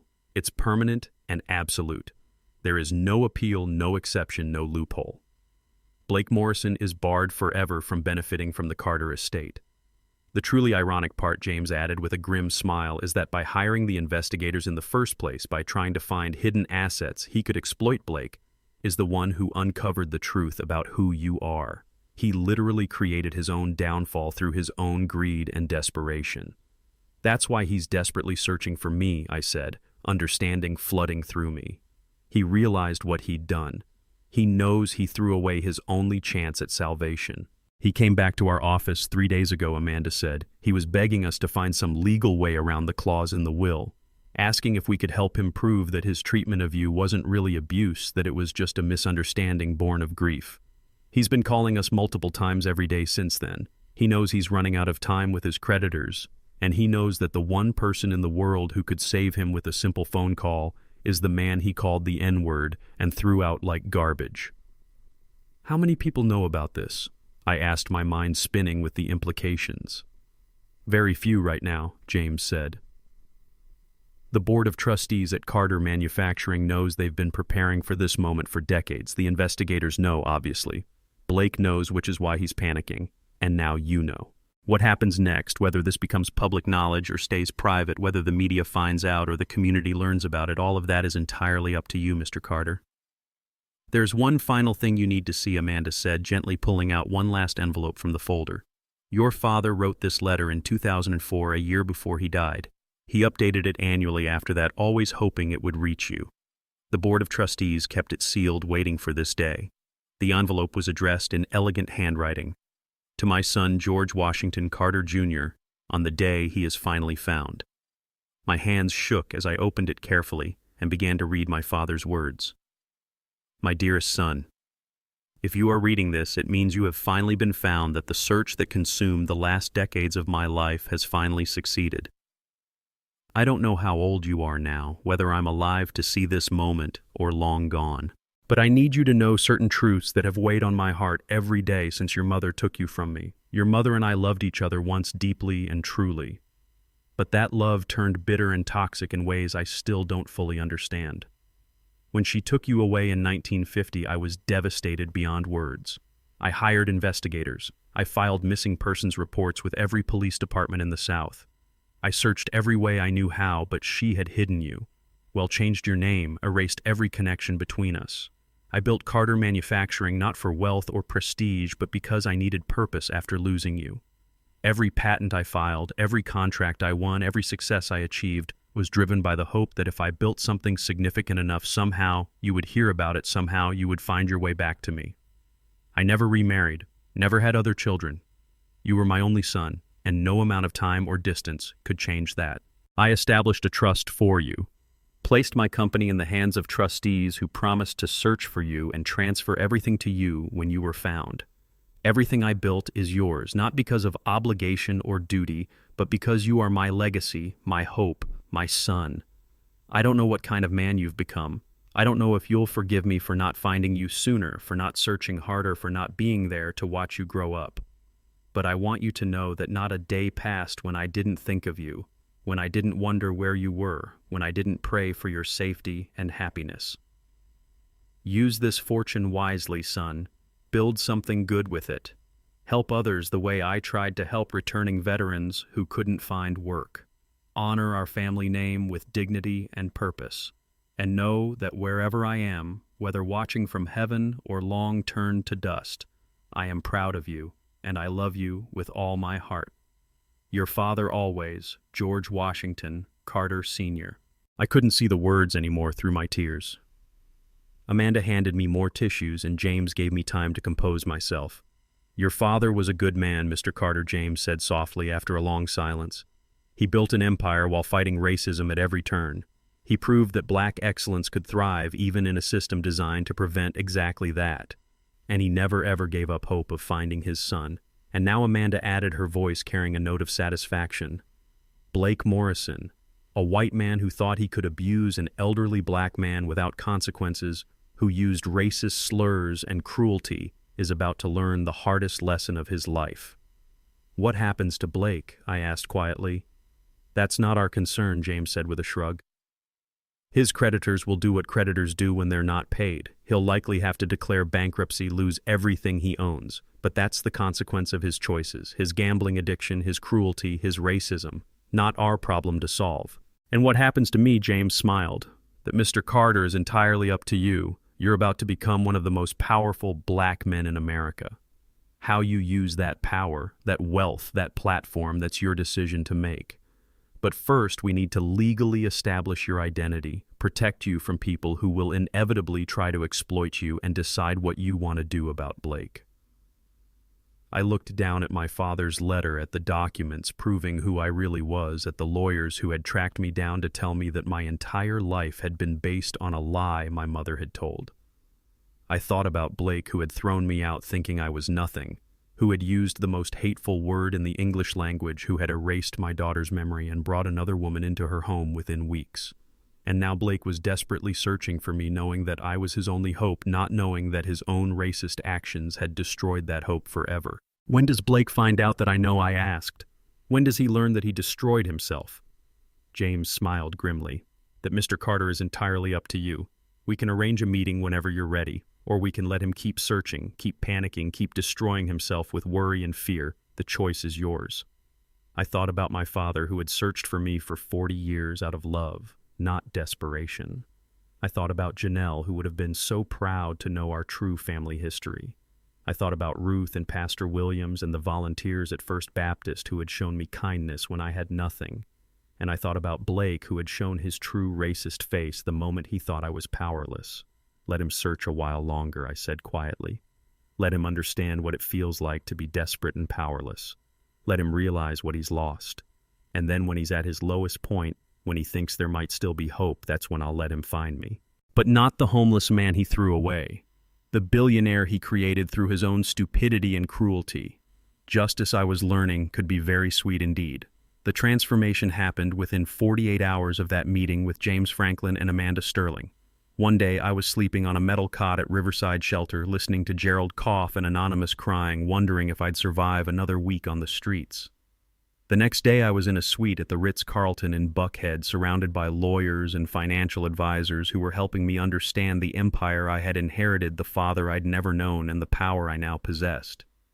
But I wasn't ready to reveal myself to Blake yet. Not even close. I wanted to watch him search. I wanted to see him desperate. I wanted him to understand, truly understand what it felt like to be powerless and afraid to have your entire future hanging by a thread that someone else controlled. Amanda had assigned a paralegal from her firm to monitor Blake's activities and report back to me regularly. Over the next 2 weeks, I received detailed updates that were both deeply satisfying and profoundly disturbing in equal measure. Blake was unraveling, coming apart at the seams, and every report made it clearer that his desperation was consuming him from the inside out. 3 days after my meeting with the lawyers, Ruth found me at the church.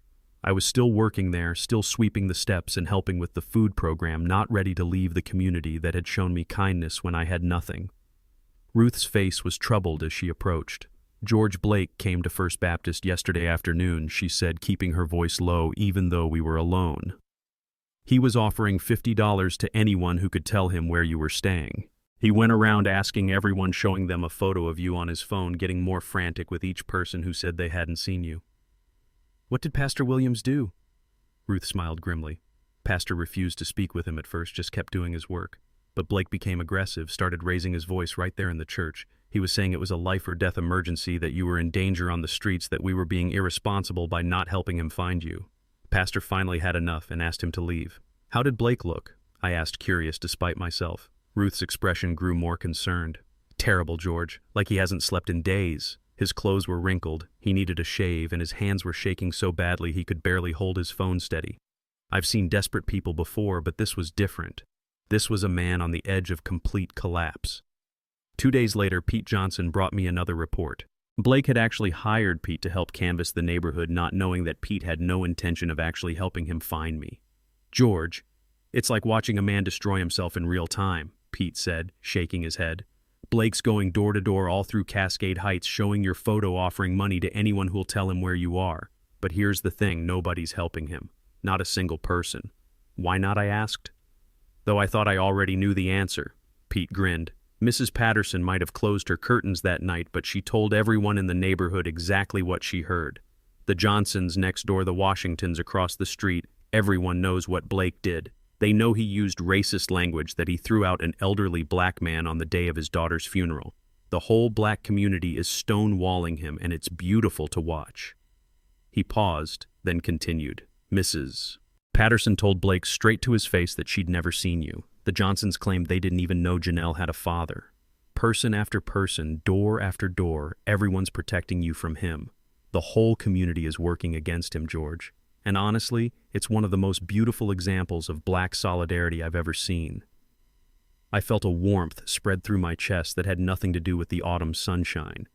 This is what community meant, what black solidarity looked like. People who barely knew me were protecting me from a racist white man simply because it was the right thing to do.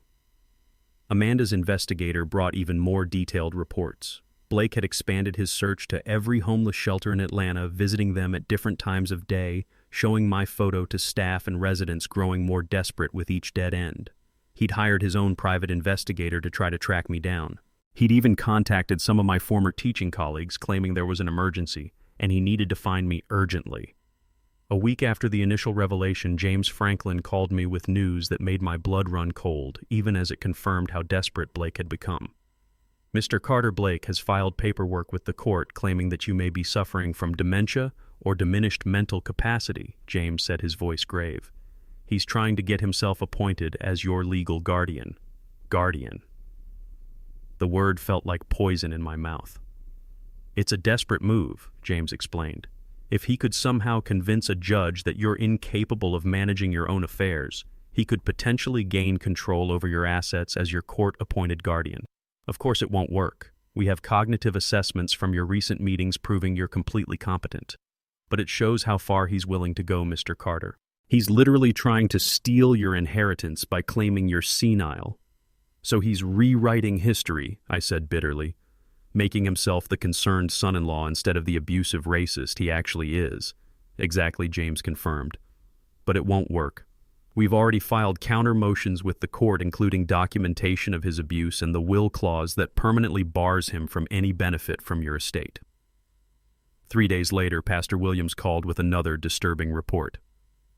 Brother George Blake showed up at our Wednesday night Bible study. The pastor said, anger evident in his normally calm voice.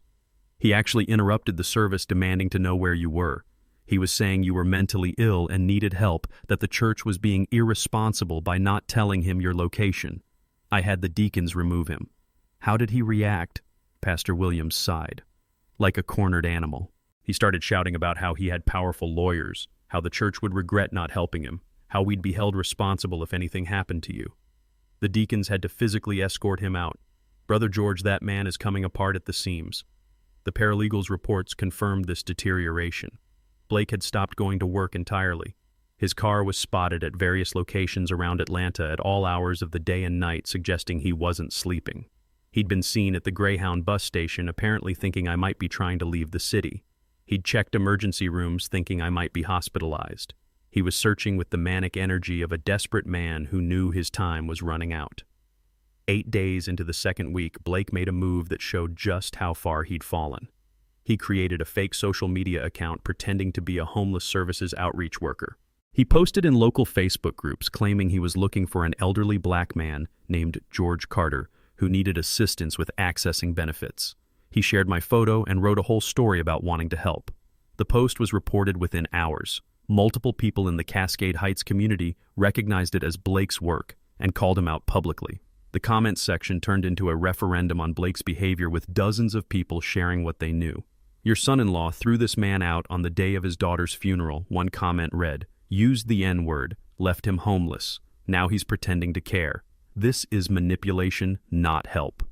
The post was taken down by Facebook moderators, but not before screenshots had spread throughout Atlanta's black community. Blake's reputation was being destroyed in real time, his racism and cruelty documented and shared widely, his lies exposed for everyone to see. On day 10 of his search, Blake tried the legal guardian angle again, this time filing an emergency petition claiming I was a danger to myself, that I was living on the streets due to mental incapacity. James Franklin filed counter motions immediately, including extensive documentation of Blake's abuse and the will clause that barred him permanently. The judge would see through Blake's manipulation easily, but it showed his level of desperation. The next day brought news that Blake had hired a second private investigator, this one specializing in locating homeless individuals who'd moved between cities. Amanda obtained the investigator's report through legal channels, and it made for disturbing reading. Subject Morrison is exhibiting signs of extreme stress and possible mental breakdown, the investigator had written. He calls at all hours, sometimes coherent and focused, sometimes rambling and incoherent. He has mentioned suicide multiple times during our conversations. I strongly recommend immediate psychiatric evaluation. Blake was unraveling fast, Amanda said, showing me the report. He's driven to Savannah on a false lead someone gave him. Drove all the way to Birmingham on another wild goose chase. It's become a game in the neighborhood. People are taking his money and sending him to other cities, anywhere but where you actually are. He's wasting time and money he doesn't have. The credit card records that Blake's creditors had subpoenaed told an even more alarming story. In the 2 weeks since learning my true identity, Blake had spent over $40,000 on his search. Private investigators charging by the hour and by the mile. Gas for driving all over the Southeast chasing false leads. Cash payments to people for information that turned out to be worthless. Multiple lawyer consultations trying to find some way around the will clause. He was hemorrhaging money he didn't have, digging himself deeper into debt even as his original deadline approached. Even if you were willing to help him, which you've made clear you're not, Amanda observed, he now owes even more than when he started. He's making his situation worse with every desperate move. Desperation doesn't do math, I replied quietly. On day 12 of his search, Blake went to Ebenezer Baptist Church, the historic church where Dr. Martin Luther King Jr. had preached. He stood up during the Sunday service and started shouting about needing to find me, claiming it was life or death, accusing the black community of conspiring against him. He actually used the phrase reverse racism. Ruth reported to me later, her voice filled with disgust, said that if you were white and he were black, everyone would be helping him. The deacons escorted him out, but not before he made a complete scene. George, even in his desperation, his racism keeps surfacing. He can't help himself. The next day brought Blake's lowest point yet. He was arrested for trespassing at Riverside Shelter after refusing to leave when staff told him I wasn't there and asked him to go. He spent 6 hours in jail before being released on his own recognizance. The mugshot that circulated online showed a man I barely recognized. Gaunt face with sunken, wild eyes. Expensive clothes that now hung loose on his frame from rapid weight loss. Hair unkempt and greasy. The look of a man who'd forgotten what sleep felt like. This was the same man who'd stood on his porch just 6 weeks ago, confident and cruel, watching me load my suitcases with contempt in his eyes. Now he looked like exactly what he was, a desperate man who'd gambled everything and lost it all.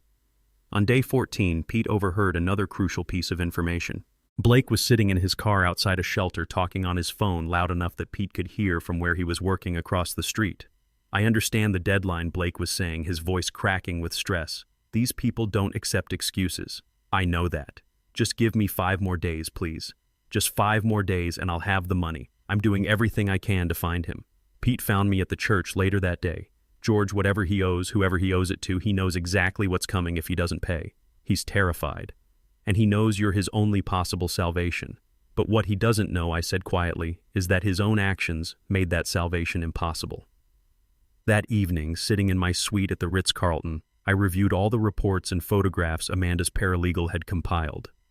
Blake had searched for me for 2 straight weeks. He'd offered money, made threats, filed false reports, tried legal manipulation, harassed churches and communities throughout Atlanta. He'd revealed himself to be not just racist, but desperate, manipulative, and willing to do absolutely anything to save himself from the consequences of his own choices. He had 5 days left before his deadline. 5 days of knowing that his salvation existed somewhere in this city, but remained frustratingly, impossibly out of reach. I thought about my father, George Washington Carter Sr., who had searched for me for 40 years. But his search had been driven by love, not desperation. He'd built an empire hoping to pass it on to his son, not to exploit him. He'd written a letter full of love and regret and hope, not manipulation and racist contempt. Blake's search was the opposite in every way. It was selfish and desperate and tainted by the same racism that had led him to throw me out in the first place. Even now, even knowing who I really was and how much I was worth, he couldn't help but use racial slurs when he thought no one who mattered was listening. I walked to the mirror and looked at the man staring back at me. He was different from the one who'd slept in a car in a Walmart parking lot 5 weeks ago.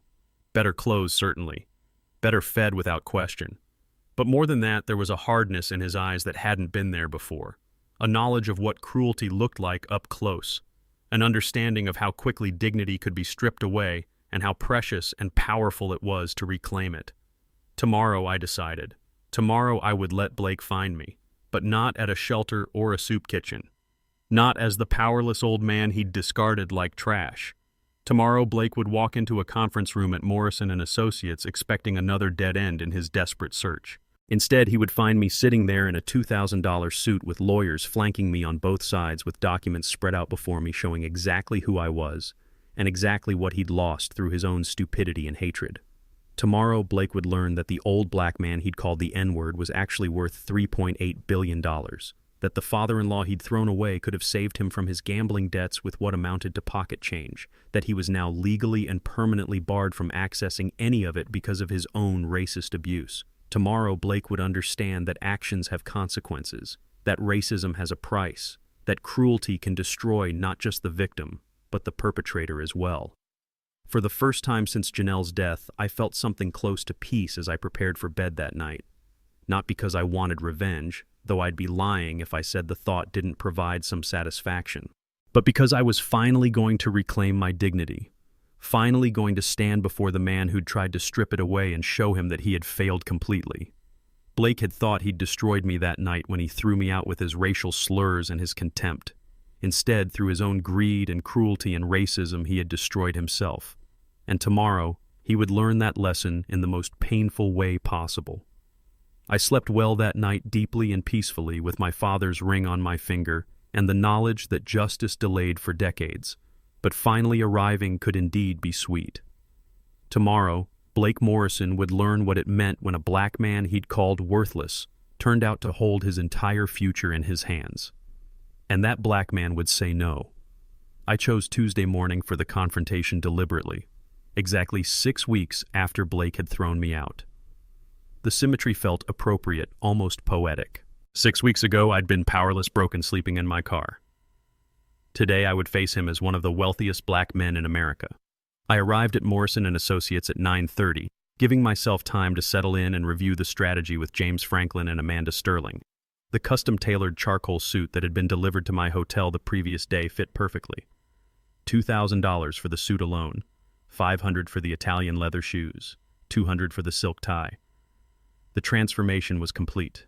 I looked nothing like the broken man who'd slept on shelter cots just weeks before. James reviewed the plan one final time. Remember, Mr. Carter, you don't have to explain anything to him. You don't owe him any justification for your decisions. This meeting is purely so he understands the reality of his situation and the consequences of his actions. I understand, I said, adjusting my tie in the reflection of the conference room window. But I want him to hear it from me. I want him to know exactly what he threw away and exactly why he can never get it back. At 9:58, Amanda's phone buzzed. "He's in the lobby," she said quietly. "Coming up now." My heart rate increased, but my hands remained steady. This was the moment I'd been anticipating for 2 weeks. The moment when Blake would finally understand the magnitude of his mistake. We positioned ourselves strategically. James and Amanda sat at the conference table, legal pads and folders arranged before them. I stood by the floor-to-ceiling windows, my back to the door, looking out at the Atlanta skyline. The reveal would be dramatic, deliberate, designed for maximum impact. I heard the elevator chime, footsteps in the hallway, Amanda's assistant greeting Blake and directing him to the conference room. The door opened. "Mr. Morrison." "Thank you for coming in," James said formally. "Please have a seat." I kept my back turned, looking out at the city, giving Blake time to settle into his chair. I could hear his breathing rapid and shallow, could hear the nervous tapping of his fingers on the polished conference table. "Have you found him?" Blake's voice was hoarse, desperate, barely holding together. "Please tell me you've found George. I'm running out of time here. I only have 4 days left before—" He trailed off, unwilling to articulate the threat he was facing. "Mr. Morrison," Amanda said carefully, "we do have some information about George Carter's whereabouts. But before we discuss that, there's someone here who wants to speak with you." That was my cue. I turned slowly from the window, taking my time, letting Blake's eyes adjust to the figure silhouetted against the bright morning light streaming through the glass. "Hello, Blake." The recognition took exactly 3 seconds. First came confusion as his brain tried to process what his eyes were seeing. Then disbelief as he began to understand who was standing before him. Finally, shock that drained every bit of color from his already pale face. "George." His voice was barely a whisper. "George, is that you?" I walked to the conference table with measured, deliberate steps. I pulled out the chair directly across from Blake and sat down slowly, holding his gaze the entire time. The power dynamic was immediately unmistakably clear. I was composed, well-dressed, flanked by expensive lawyers. Blake was disheveled, desperate, completely alone. "It's me," I said calmly. "Though I look a bit different from the last time you saw me, don't I? Not quite the useless old man you threw into the street." Blake's mouth opened and closed several times before he found words. "George, thank God. I've been looking everywhere for you. I've been so worried. When you left that night, I realized I'd made a terrible mistake. I was grieving, not thinking straight. Losing Janelle affected me more than I realized, and I took it out on you. I shouldn't have said those things. I shouldn't have asked you to leave so abruptly." I leaned back in my chair, studying him like a specimen under glass. "Is that your version of what happened? That I left? That you asked me to leave?" "Abruptly?" Blake stammered, searching for words. "Well, I mean, I know I was harsh. I know I said some things in anger. But George, you have to understand the pressure I was under. The financial stress, the grief, everything was overwhelming. I wasn't myself that night." "You weren't yourself," I repeated slowly, letting the words hang in the air. "So the Blake who called me the N-word, who told me to go live with welfare bums, who threw my suitcases into the street and slammed the door in my face, that wasn't the real you." Blake's eyes darted to the lawyers, then back to me. I don't remember saying those exact words. The whole evening is kind of a blur. I was emotionally compromised, George. Surely you can understand that. We both loved Janelle. We were both hurting. Mrs. Patterson heard every word through her window, I said calmly. The Johnsons next door captured audio from their security system. We have documentation, Blake. We have evidence of exactly what you said and exactly how you said it. His face went even paler if that was possible. "Look, whatever I said, I apologize. I was wrong. I should have been more supportive, more understanding. That's why I've been searching for you all these weeks. I want to make amends. I want to help you get back on your feet. You can come back to the house. I'll take care of everything. We can put this all behind us." "Why?" The single word stopped him cold. Stopped. "What do you mean, why? Why do you suddenly want to help me? Why have you been desperately searching for me for 2 weeks? Why are you offering to let me back into the house you threw me out of with such contempt?" Blake glanced at the lawyers again, clearly hoping they would intervene. They remained silent, watching the scene unfold. "Because your family, George. Because Janelle would have wanted us to stick together. Because I realize now that I made a mistake in how I handled things that night." "I see," I said quietly. "And this realization, this sudden desire to make amends, it wouldn't have anything to do with what you learned from Heritage Investigations, would it?" The blood drained from Blake's face completely. He understood now. Understood that I knew. That somehow I had learned what he'd discovered. "George, let me explain." "Let me guess," I interrupted, my voice still calm but carrying an edge now. "You hired investigators to look into my family background, hoping to find some assets you could access to pay off your gambling debts. Instead, you found out something you never expected, something that sent you into a panic and made you desperately try to find the old black man you'd thrown away like garbage." Blake's hands were shaking now, gripping the edge of the table. "George, if you know what I found out, then you understand why I've been looking for you. This changes everything. We're family. We can help each other. You have resources now. I'm in trouble, deep trouble. We can work together, help each other. I repeated. Tell me, Blake, exactly how much trouble are you in? His voice dropped to almost a whisper. $850,000. And who do you owe it to? People who don't accept apologies or excuses. People who have made it very clear what will happen if I don't pay by Friday. George, I'm not exaggerating when I say these are dangerous individuals. So you're in real danger. Physical danger. Yes. And you think I'm going to save you? It wasn't a question, but Blake answered anyway. George, I know I messed up. I know I said terrible things, but we can move past that. $850,000 is nothing compared to what you're worth now. You could write a check right now and it wouldn't even make a dent in your accounts. You could save my life with what amounts to pocket change for you. I stood up and walked back to the window, looking out at the city where I'd taught history for 40 years, where I'd raised my daughter, where I'd been broken and rebuilt. Blake, do you know anything about how your father lost his family's fortune? The question clearly confused him. What, my father? I don't see what that has to do with... Gambling, I said, turning to face him. Your grandfather gambled away the entire family fortune in the 1970s.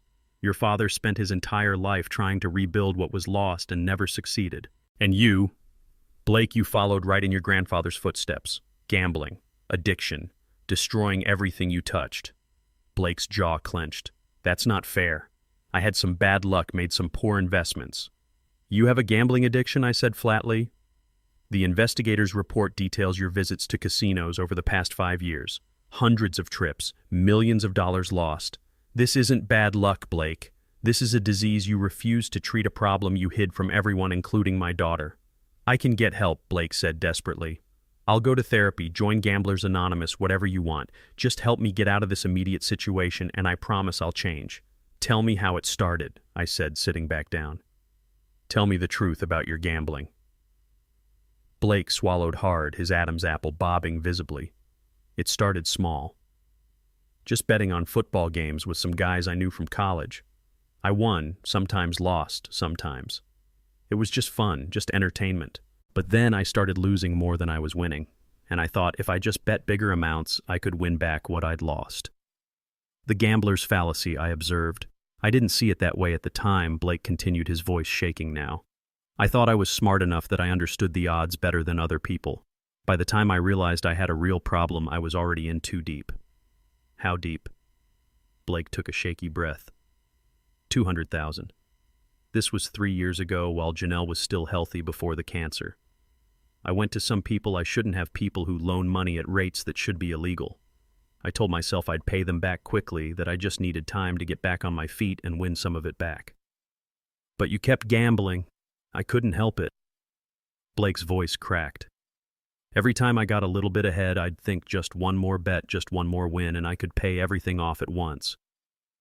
But the losses kept mounting. And the interest on what I'd borrowed kept compounding. 200 became 300, 300 became 500, then 850. And you didn't tell Janelle. How could I? She was fighting cancer, going through chemotherapy, radiation. She didn't need to know that her husband was a degenerate gambler who was destroying their financial future. So I lied.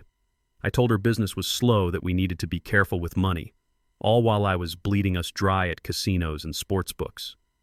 James Franklin spoke for the first time since Blake had arrived. Mr. Morrison, did you use any of Mr. Carter's money he sent to help with household expenses and Janelle's medical bills to fund your gambling? Blake's silence was answer enough. You took money I sent for my daughter's cancer treatment, I said slowly, each word deliberate, and you gambled it away. Not all of it, Blake said desperately. Most of it went to her care, I swear. But sometimes when I was sure I had a sure thing, when I was certain I could win, I'd use a little bit. I always planned to put it back before anyone noticed.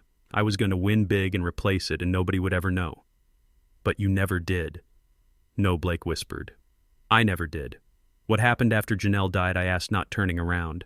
Did your gambling get better or worse? Blake's voice was barely audible. It got worse. The gambling became an escape from the grief, from the guilt.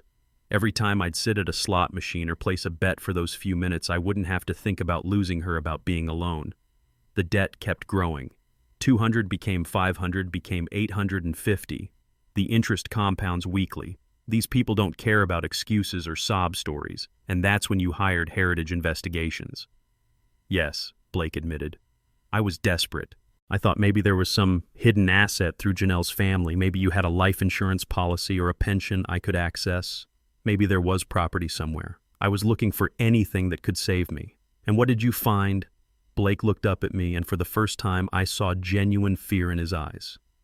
I found out you're George Washington Carter Jr., son of George Washington Carter, senior founder of Carter Manufacturing.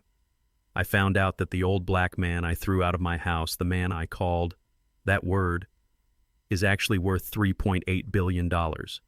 I found out that my salvation was right there in my house the whole time, and I threw him away. When did you realize this? 2 weeks ago. The envelope arrived from Heritage Investigations with all the documentation. I couldn't sleep, couldn't eat. All I could think about was that I'd thrown out a billionaire, that I'd used racist language against a man who could have solved all my problems with what amounts to a rounding error in his bank account.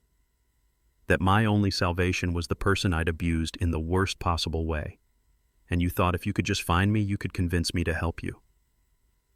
Blake nodded miserably. I thought if I could just talk to you, explain that I was grieving, that I didn't mean it, that we're family. I thought maybe you'd have mercy. Let me tell you a story, Blake, I said, standing and walking back to the window. My father was born in 1920 in rural South Carolina. He grew up during Jim Crow. He watched his own father, my grandfather, get lynched by a white mob for the crime of starting a small business that competed with white merchants. He was 12 years old when he saw his father hanged from a tree. Blake shifted uncomfortably in his chair. He served in World War II in a segregated unit. I continued fighting for a country that treated him as less than human. After the war, he came home and started a small machine shop with money he'd saved from his military service. The banks wouldn't loan to black men, so he built it himself, tool by tool, customer by customer. White business owners tried to drive him out. The Klan burned down his first workshop, destroyed everything he'd built. But he rebuilt. He persisted. He succeeded. And in 1950, he had a wife and a son. Me. I turned to face Blake. But my mother couldn't handle the pressure, the constant threats, the fear. She took me and ran, changed my name, told me my father was dead. And my father spent the next 40 years searching for me while building one of the most successful black-owned companies in American history. Every patent he filed, every contract he won, every dollar he made, it was all driven by the hope that someday his son would come home. I pulled out my father's letter and slid it across the table to Blake. Read it. Blake's hands trembled as he picked up the letter. I watched his eyes move across the page, saw the moment he understood the depth of my father's love, the magnitude of what he had built, the decades of searching and hoping and never giving up. When Blake finished reading, he looked up at me with something like hope in his eyes. Then you understand, George. You understand what it's like to lose everything, to have your life destroyed by circumstances. You understand... No, I interrupted. I understand what it's like to build something despite overwhelming obstacles. I understand what it's like to face racism and discrimination and keep pushing forward anyway. I understand what my father understood, that black excellence isn't about wealth, it's about dignity. It's about refusing to let others define your worth. George, please. Let me tell you what else I understand, I said, my voice hardening. I understand that my father put a clause in his will specifically to protect his legacy from people like you, people who would exploit it, people who would treat his family with disrespect and contempt. James Franklin slid a document across the table. This is the relevant section of George Washington Carter Sr.'s will. Please read subsection 7, paragraph 3. Blake's eyes scanned the page, and I watched his face go from pale to gray. No, this can't be right. Any person who mistreats, abuses, or shows disrespect to George Washington Carter Jr. or his descendants shall be permanently barred from any financial benefit from the Carter estate, I recited from memory. That's the clause, Blake. And your treatment of me, the racist language you used, the abuse, the way you threw me out onto the street on the day of my daughter's funeral, all of that clearly and unambiguously qualifies as mistreatment and abuse. But I didn't know who you were, Blake protested desperately. If I'd known... That's exactly the point, I said, my voice like steel now. You treated me that way because you thought I was powerless. You thought I was just an old black man with nothing to offer. You thought you could abuse me without consequences because I didn't matter to you. You showed me your true racist face when you believed there would be no price to pay for it. Blake's eyes were wide with panic. George, you can't do this. You can't let me die over a mistake. $850,000 is nothing to you. You're worth billions. You could save me and never even notice the money was gone. You're right, I said. I could write that check right now, and it would mean nothing to my net worth. But that's not the point, is it? Then what is the point? Blake was nearly shouting now. What do you want from me? I apologized. I admitted I was wrong. What more do you want? I want you to understand something, Blake. I stood up, placing my hands on the table and leaning toward him.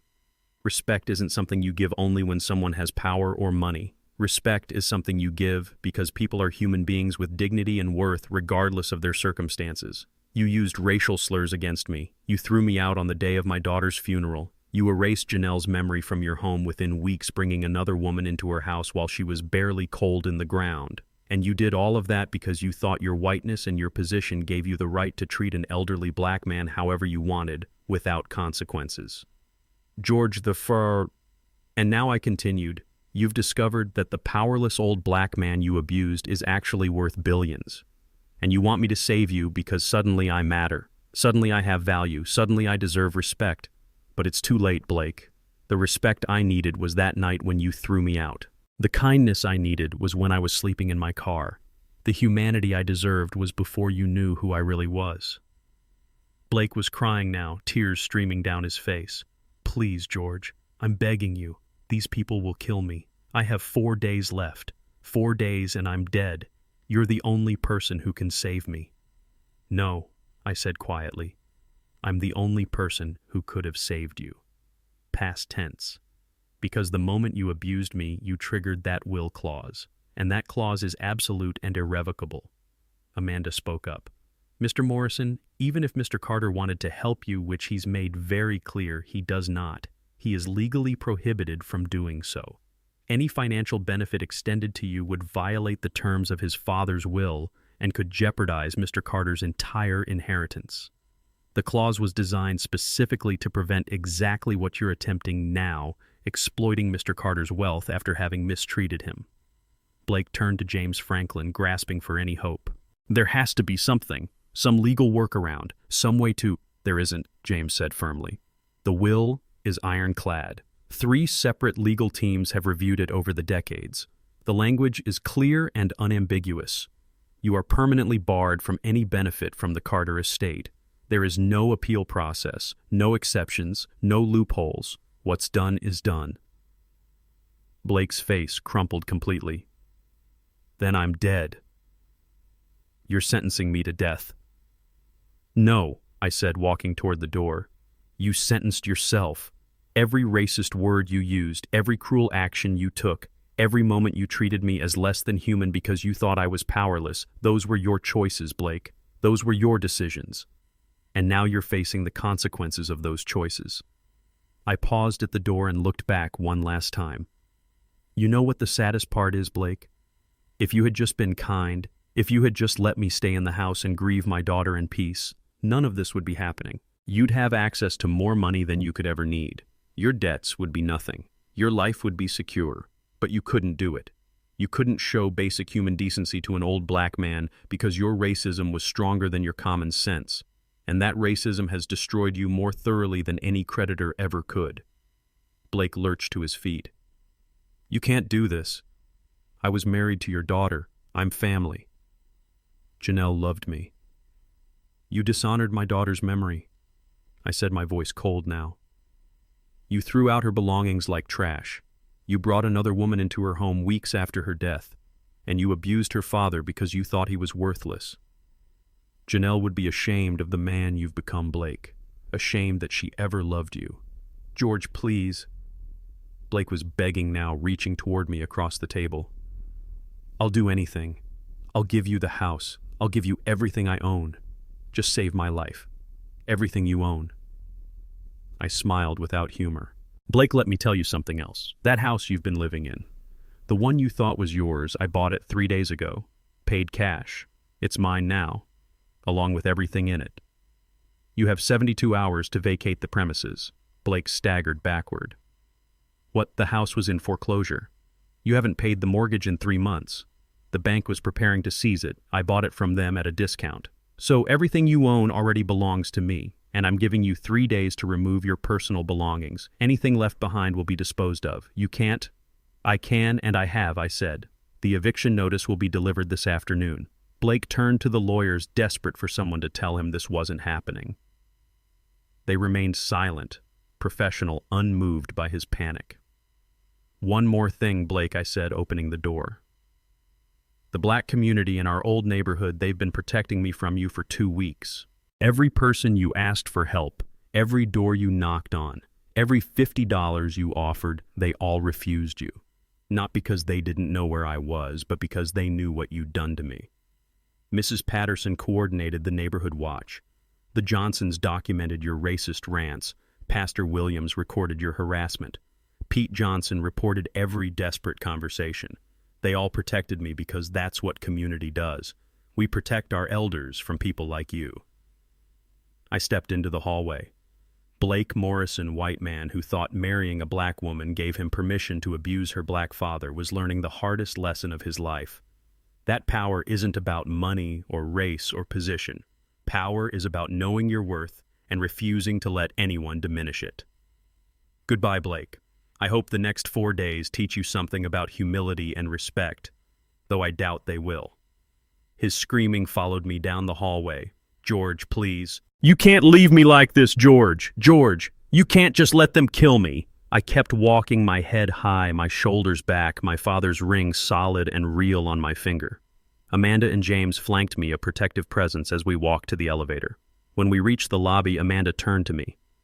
How do you feel, Mr. Carter? I thought about the question. How did I feel? Not triumphant, exactly. Not even satisfied, though there was some of that. Mostly, I felt free. Free from the burden of caring what racists thought of me. Free from the shame of being discarded. Free from the belief that my worth was determined by my circumstances rather than my character. I feel like I can finally breathe, I said. Like I've been carrying a weight for 6 weeks and now it's gone. James smiled. You handled that with remarkable dignity, Mr. Carter. Your father would be proud. We stepped out onto the street. Atlanta spread before me, the city where I'd taught history for 40 years, where I'd raised my daughter, where I'd been broken and rebuilt into something stronger. Blake Morrison had tried to destroy me with his racism and cruelty, but he'd failed. And in failing, he'd destroyed himself instead. I was free. And Blake, racist and cruel, would spend his last 4 days learning what I'd always known, that dignity isn't given by others, it's claimed by yourself. And once claimed, no amount of hatred or contempt can take it away. Justice, I was learning, wasn't always swift, but when it finally arrived, it was absolute. 6 months later, I sat on the deck of my new home in Hilton Head Island, watching the Atlantic Ocean roll endlessly toward the shore. The house was beautiful but not ostentatious, a comfortable cottage with wraparound porches and views that seemed to stretch into infinity. It was exactly what I needed after the chaos and transformation of the past months. The morning sun was warm on my face as I sipped coffee from a simple ceramic mug. Nothing fancy, just good coffee and quiet peace. This was real wealth, I had learned. Not the mansions or the cars or the designer suits, though I had access to all of that now. Real wealth was the freedom to sit in silence and watch the ocean without fear, without worry, without anyone trying to take it from you or diminish your right to enjoy it. My phone buzzed with the morning briefing from Carter Manufacturing headquarters in Atlanta. As chairman of the board, I received daily updates on operations, though I'd chosen to take a hands-off approach to the day-to-day management. The company had thrived for decades under excellent leadership, and I saw no reason to disrupt what was working. My role was to provide vision and values to ensure that my father's legacy continued to honor the principles he'd built it on. The company was doing extraordinarily well. Better than well, actually. Once the news broke about the lost heir being found, after 57 years, investor confidence had surged dramatically. Our stock price had jumped 23% in the first quarter alone. New contracts were flowing in from companies that wanted to be associated with our story of perseverance and black excellence.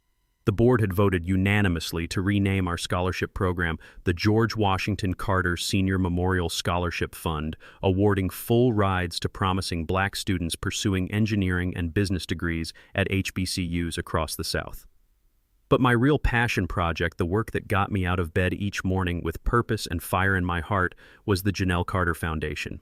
I'd endowed it with $100 million dedicated to breast cancer research and support specifically for Black women battling the disease that had taken my daughter from me. The foundation had already made significant strides in just 6 months. We'd partnered with Emory University and Morehouse School of Medicine, providing a $20 million grant for research into why Black women died from breast cancer at significantly higher rates than any other demographic. The research team was conducting clinical trials specifically designed for African American patients, studying genetic markers and environmental factors that might explain the disparity. We'd also launched a mobile mammography program, putting 15 state-of-the-art screening units on the road across Georgia, Alabama, and South Carolina. These units traveled to underserved neighborhoods, churches, community centers, anywhere Black women gathered, offering free screenings with no questions asked, no insurance required, no barriers to access. In the first 6 months alone, we'd screened over 12,000 women.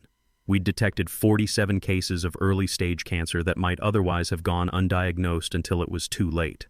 I kept a folder of letters from women whose lives had been saved by our program. Your foundation saved my life.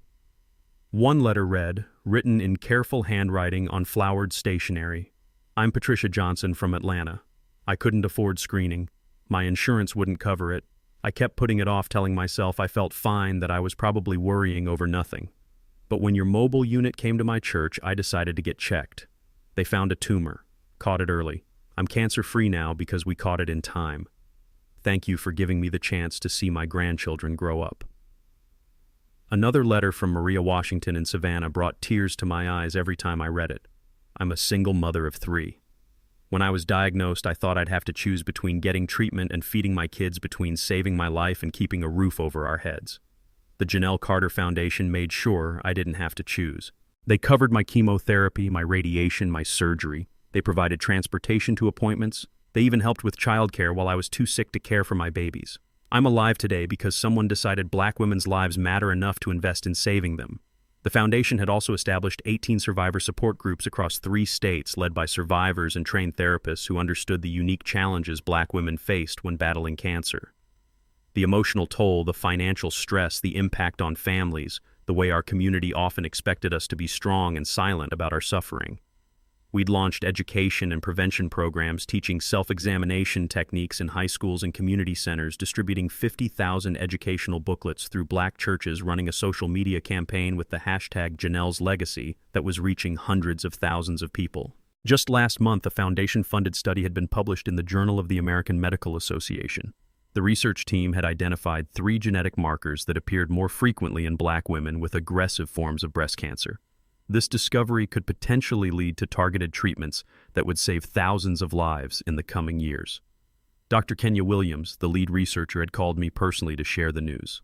Mr. Carter, the Janelle Carter Foundation's funding, allowed us to conduct research that pharmaceutical companies wouldn't fund because the market wasn't considered profitable enough. We're changing outcomes for thousands of women because you decided their lives were worth investing in. Your daughter's legacy is literally saving lives. Beyond the foundation, I'd also funded 3 new homeless shelters in Atlanta. The flagship facility, built on the site of the old Riverside shelter, was state-of-the-art. 120 beds in private rooms, not metal cots in a warehouse.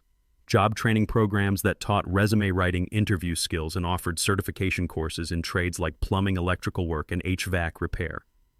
A mental health clinic staffed by 3 therapists and a psychiatrist. A medical clinic with a nurse practitioner who could treat common ailments and prescribe medications.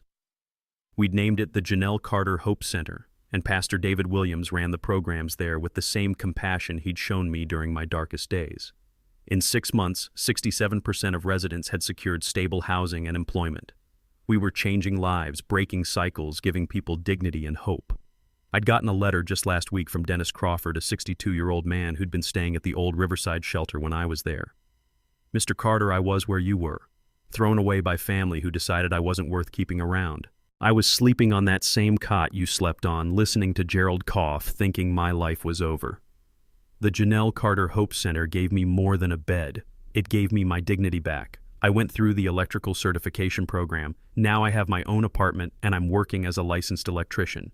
You didn't just give me a handout, you gave me a hand up. Thank you for remembering where you came from and helping those of us still trying to find our way out." We'd opened 2 additional centers, one in Decatur focused specifically on homeless veterans, and another in College Park designed for families with children who'd fallen through the cracks. Ruth Jackson had moved into the cottage next to mine 2 months ago. Not as a romantic partner people often assumed wrong, but as a dear friend who had shown me kindness when I had absolutely nothing to offer in return. She'd sold her small house in Atlanta and embraced this new chapter of life with the same grace and warmth she'd shown me that day in Riverside Park when she'd offered me half her sandwich. We'd developed a comfortable routine, separate houses, separate lives, but dinner together most evenings on my deck, watching the sunset paint the sky in colors that never got old. She was someone to talk to about the strangeness of going from homeless to billionaire in a matter of weeks, someone who'd known me before the money and treated me exactly the same after it. Over breakfast that morning, Ruth had scrolled through her tablet catching up on news. "Oh," she said, glancing up at me, "there's an update about Blake Morrison." I'd been following his situation from a distance, not out of concern, but out of curiosity about how his story would end, whether he'd learn anything from the catastrophe he'd created for himself. "What's the latest?" I asked, spreading jam on my toast. Ruth read from the article. Blake Morrison, the man who lost access to billions after abusing his elderly father-in-law, has declared bankruptcy and relocated to Tampa, Florida. He's currently working at a car rental agency under an assumed name to avoid creditors. The article says he managed to reach a settlement with his creditors for pennies on the dollar after it became clear he had no assets and no way to pay. "So he survived," I said quietly. Ruth looked at me over her reading glasses, disappointed. "No," I said honestly. "I never wanted him dead. I just wanted him to understand consequences." "Sounds like he's living them every day." The article goes on, Ruth continued. Says he's living in a studio apartment working for minimum wage, still hiding from some of the people he owes money to. It's not the death sentence he feared, but it's certainly not the life he expected to be living at 50 years old. That's the thing about rock bottom, I observed. Sometimes surviving it is worse than not surviving it. Every day he wakes up in that studio apartment, he'll remember the house he had. Every time he cashes his minimum wage paycheck, he'll remember the billions he threw away. That's a special kind of torture, living with the knowledge of what you lost through your own choices. "You're not as forgiving as you pretend to be," Ruth said with a slight smile. "I'm not pretending anything," I replied. I forgave Blake for my own peace of mind, not for his benefit. Forgiveness doesn't mean I have to save him from his choices or forget what he did. It just means I'm not carrying the weight of hatred anymore. After breakfast, I walked down to the beach alone, my bare feet sinking into the cool sand.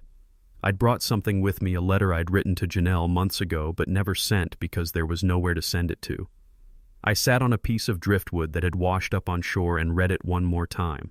"Dearest Janelle, I wish you could see what's happened. Your daddy, the history teacher you worried about after your mama died, turns out to be the son of George Washington Carter Sr., one of the great black entrepreneurs of our time. I wish you'd known your grandfather. I wish I'd known him.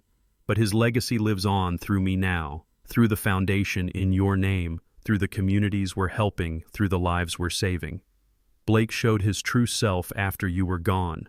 The racism that was always there, hidden behind the progressive image of marrying a black woman, came out the moment he thought I was powerless. But I'm okay now, baby girl.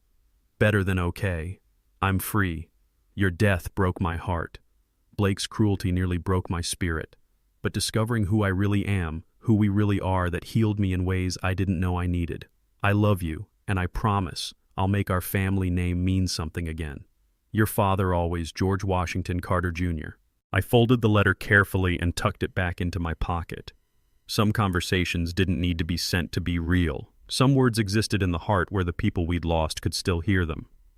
My phone rang. It was James Franklin with a final update on the Blake situation. "Mr. Carter, I have the last piece of information you requested. The house in Cascade Heights has been fully renovated as you specified. We've donated it to the nonprofit that provides transitional housing for elderly homeless individuals just as you wanted. The Janelle Carter Transitional Home will house 6 residents at a time, providing them with dignity and support as they rebuild their lives." "Perfect," I said. "And Blake's belongings that he left behind, disposed of as you instructed," James confirmed. though I should mention we found several boxes of your daughter's possessions that Blake had stored in the attic instead of throwing away as he'd claimed. Photo albums, artwork, personal items. We've placed everything in climate-controlled storage for you. My throat tightened with emotion. Thank you, James. That means more than you know. One more thing, James continued. The board meeting is scheduled for next month. They're hoping you'll attend in person this time to meet the executive team and tour the facilities. I'll be there, I promised. It's time I saw my father's company up close, time I understood fully what he built and what he wanted me to carry forward. After hanging up, I stood at the water's edge, letting the waves wash over my feet. 6 months ago, I'd been sleeping on a cot in a shelter, wondering if I'd die forgotten and alone. Now I was the chairman of a multi-billion-dollar company, living in a beautiful home, using my resources to help communities that looked like mine, honoring my father's legacy and my daughter's memory. But the most valuable thing I'd gained wasn't the money or the power or the respect that came with wealth. It was the understanding that my worth had never been tied to my bank account. I'd been valuable when I was teaching history for 40 years. I'd been valuable when I was sleeping in my car. I'd been valuable when I was sweeping church steps for $50 a day. Blake had tried to strip that value away with his racism and cruelty. But he'd failed. Because dignity isn't something that can be given or taken by others. It's something you claim for yourself and refuse to surrender regardless of circumstances. That evening, Ruth and I sat on my deck watching the sunset paint the sky in shades of orange and purple. We didn't talk much, just enjoyed the peace of being two old friends who'd survived their own storms and found a quiet harbor. You know what I've learned, I said, finally breaking the comfortable silence. Black excellence doesn't need white validation. My father built an empire without waiting for white people to approve of him or give him permission. He created wealth and power in a system that was designed to keep him poor and powerless. And he did it with dignity, with purpose, with the knowledge that his worth wasn't determined by anyone's opinion of him. Ruth raised her glass of sweet tea. To George Washington Carter Sr., and to his son, who finally came home. We clinked glasses as the sun sank below the horizon. Somewhere in Florida, Blake Morrison was probably clocking out of his shift at a car rental agency, returning to a studio apartment, living with the consequences of his choices. I felt no satisfaction in his suffering, but I felt no guilt either. Some lessons could only be learned through loss. Blake had lost everything because he'd treated dignity as something only wealthy people deserved respect, as something only powerful people had earned. Now he was learning what I'd always known. That dignity was the one thing poverty couldn't take away, and wealth couldn't provide if you didn't already possess it within yourself. As darkness fell over Hilton Head Island, I sat in peace, surrounded by the wealth my father had built, carrying forward the legacy he'd intended for me all along. Not just money, but purpose. Not just power, but responsibility. Not just success, but service to those who needed it most. I was finally home, not just to a place, but to myself, to the man I was supposed to be before my mother's fear had hidden me away, to the son my father had searched for across decades, to the teacher, the father, the man who understood that true wealth was measured not in dollars, but in dignity, not in possessions, but in purpose, not in what you owned, but in what you gave away. The journey from that Walmart parking lot to this ocean view had been longer than 6 months. It had been 76 years, but I'd finally arrived. And Blake Morrison, wherever he was, had taught me the most valuable lesson of all, that you can lose everything material and still have everything that matters. Or you can have access to everything material and lose it all through your own cruelty and hate.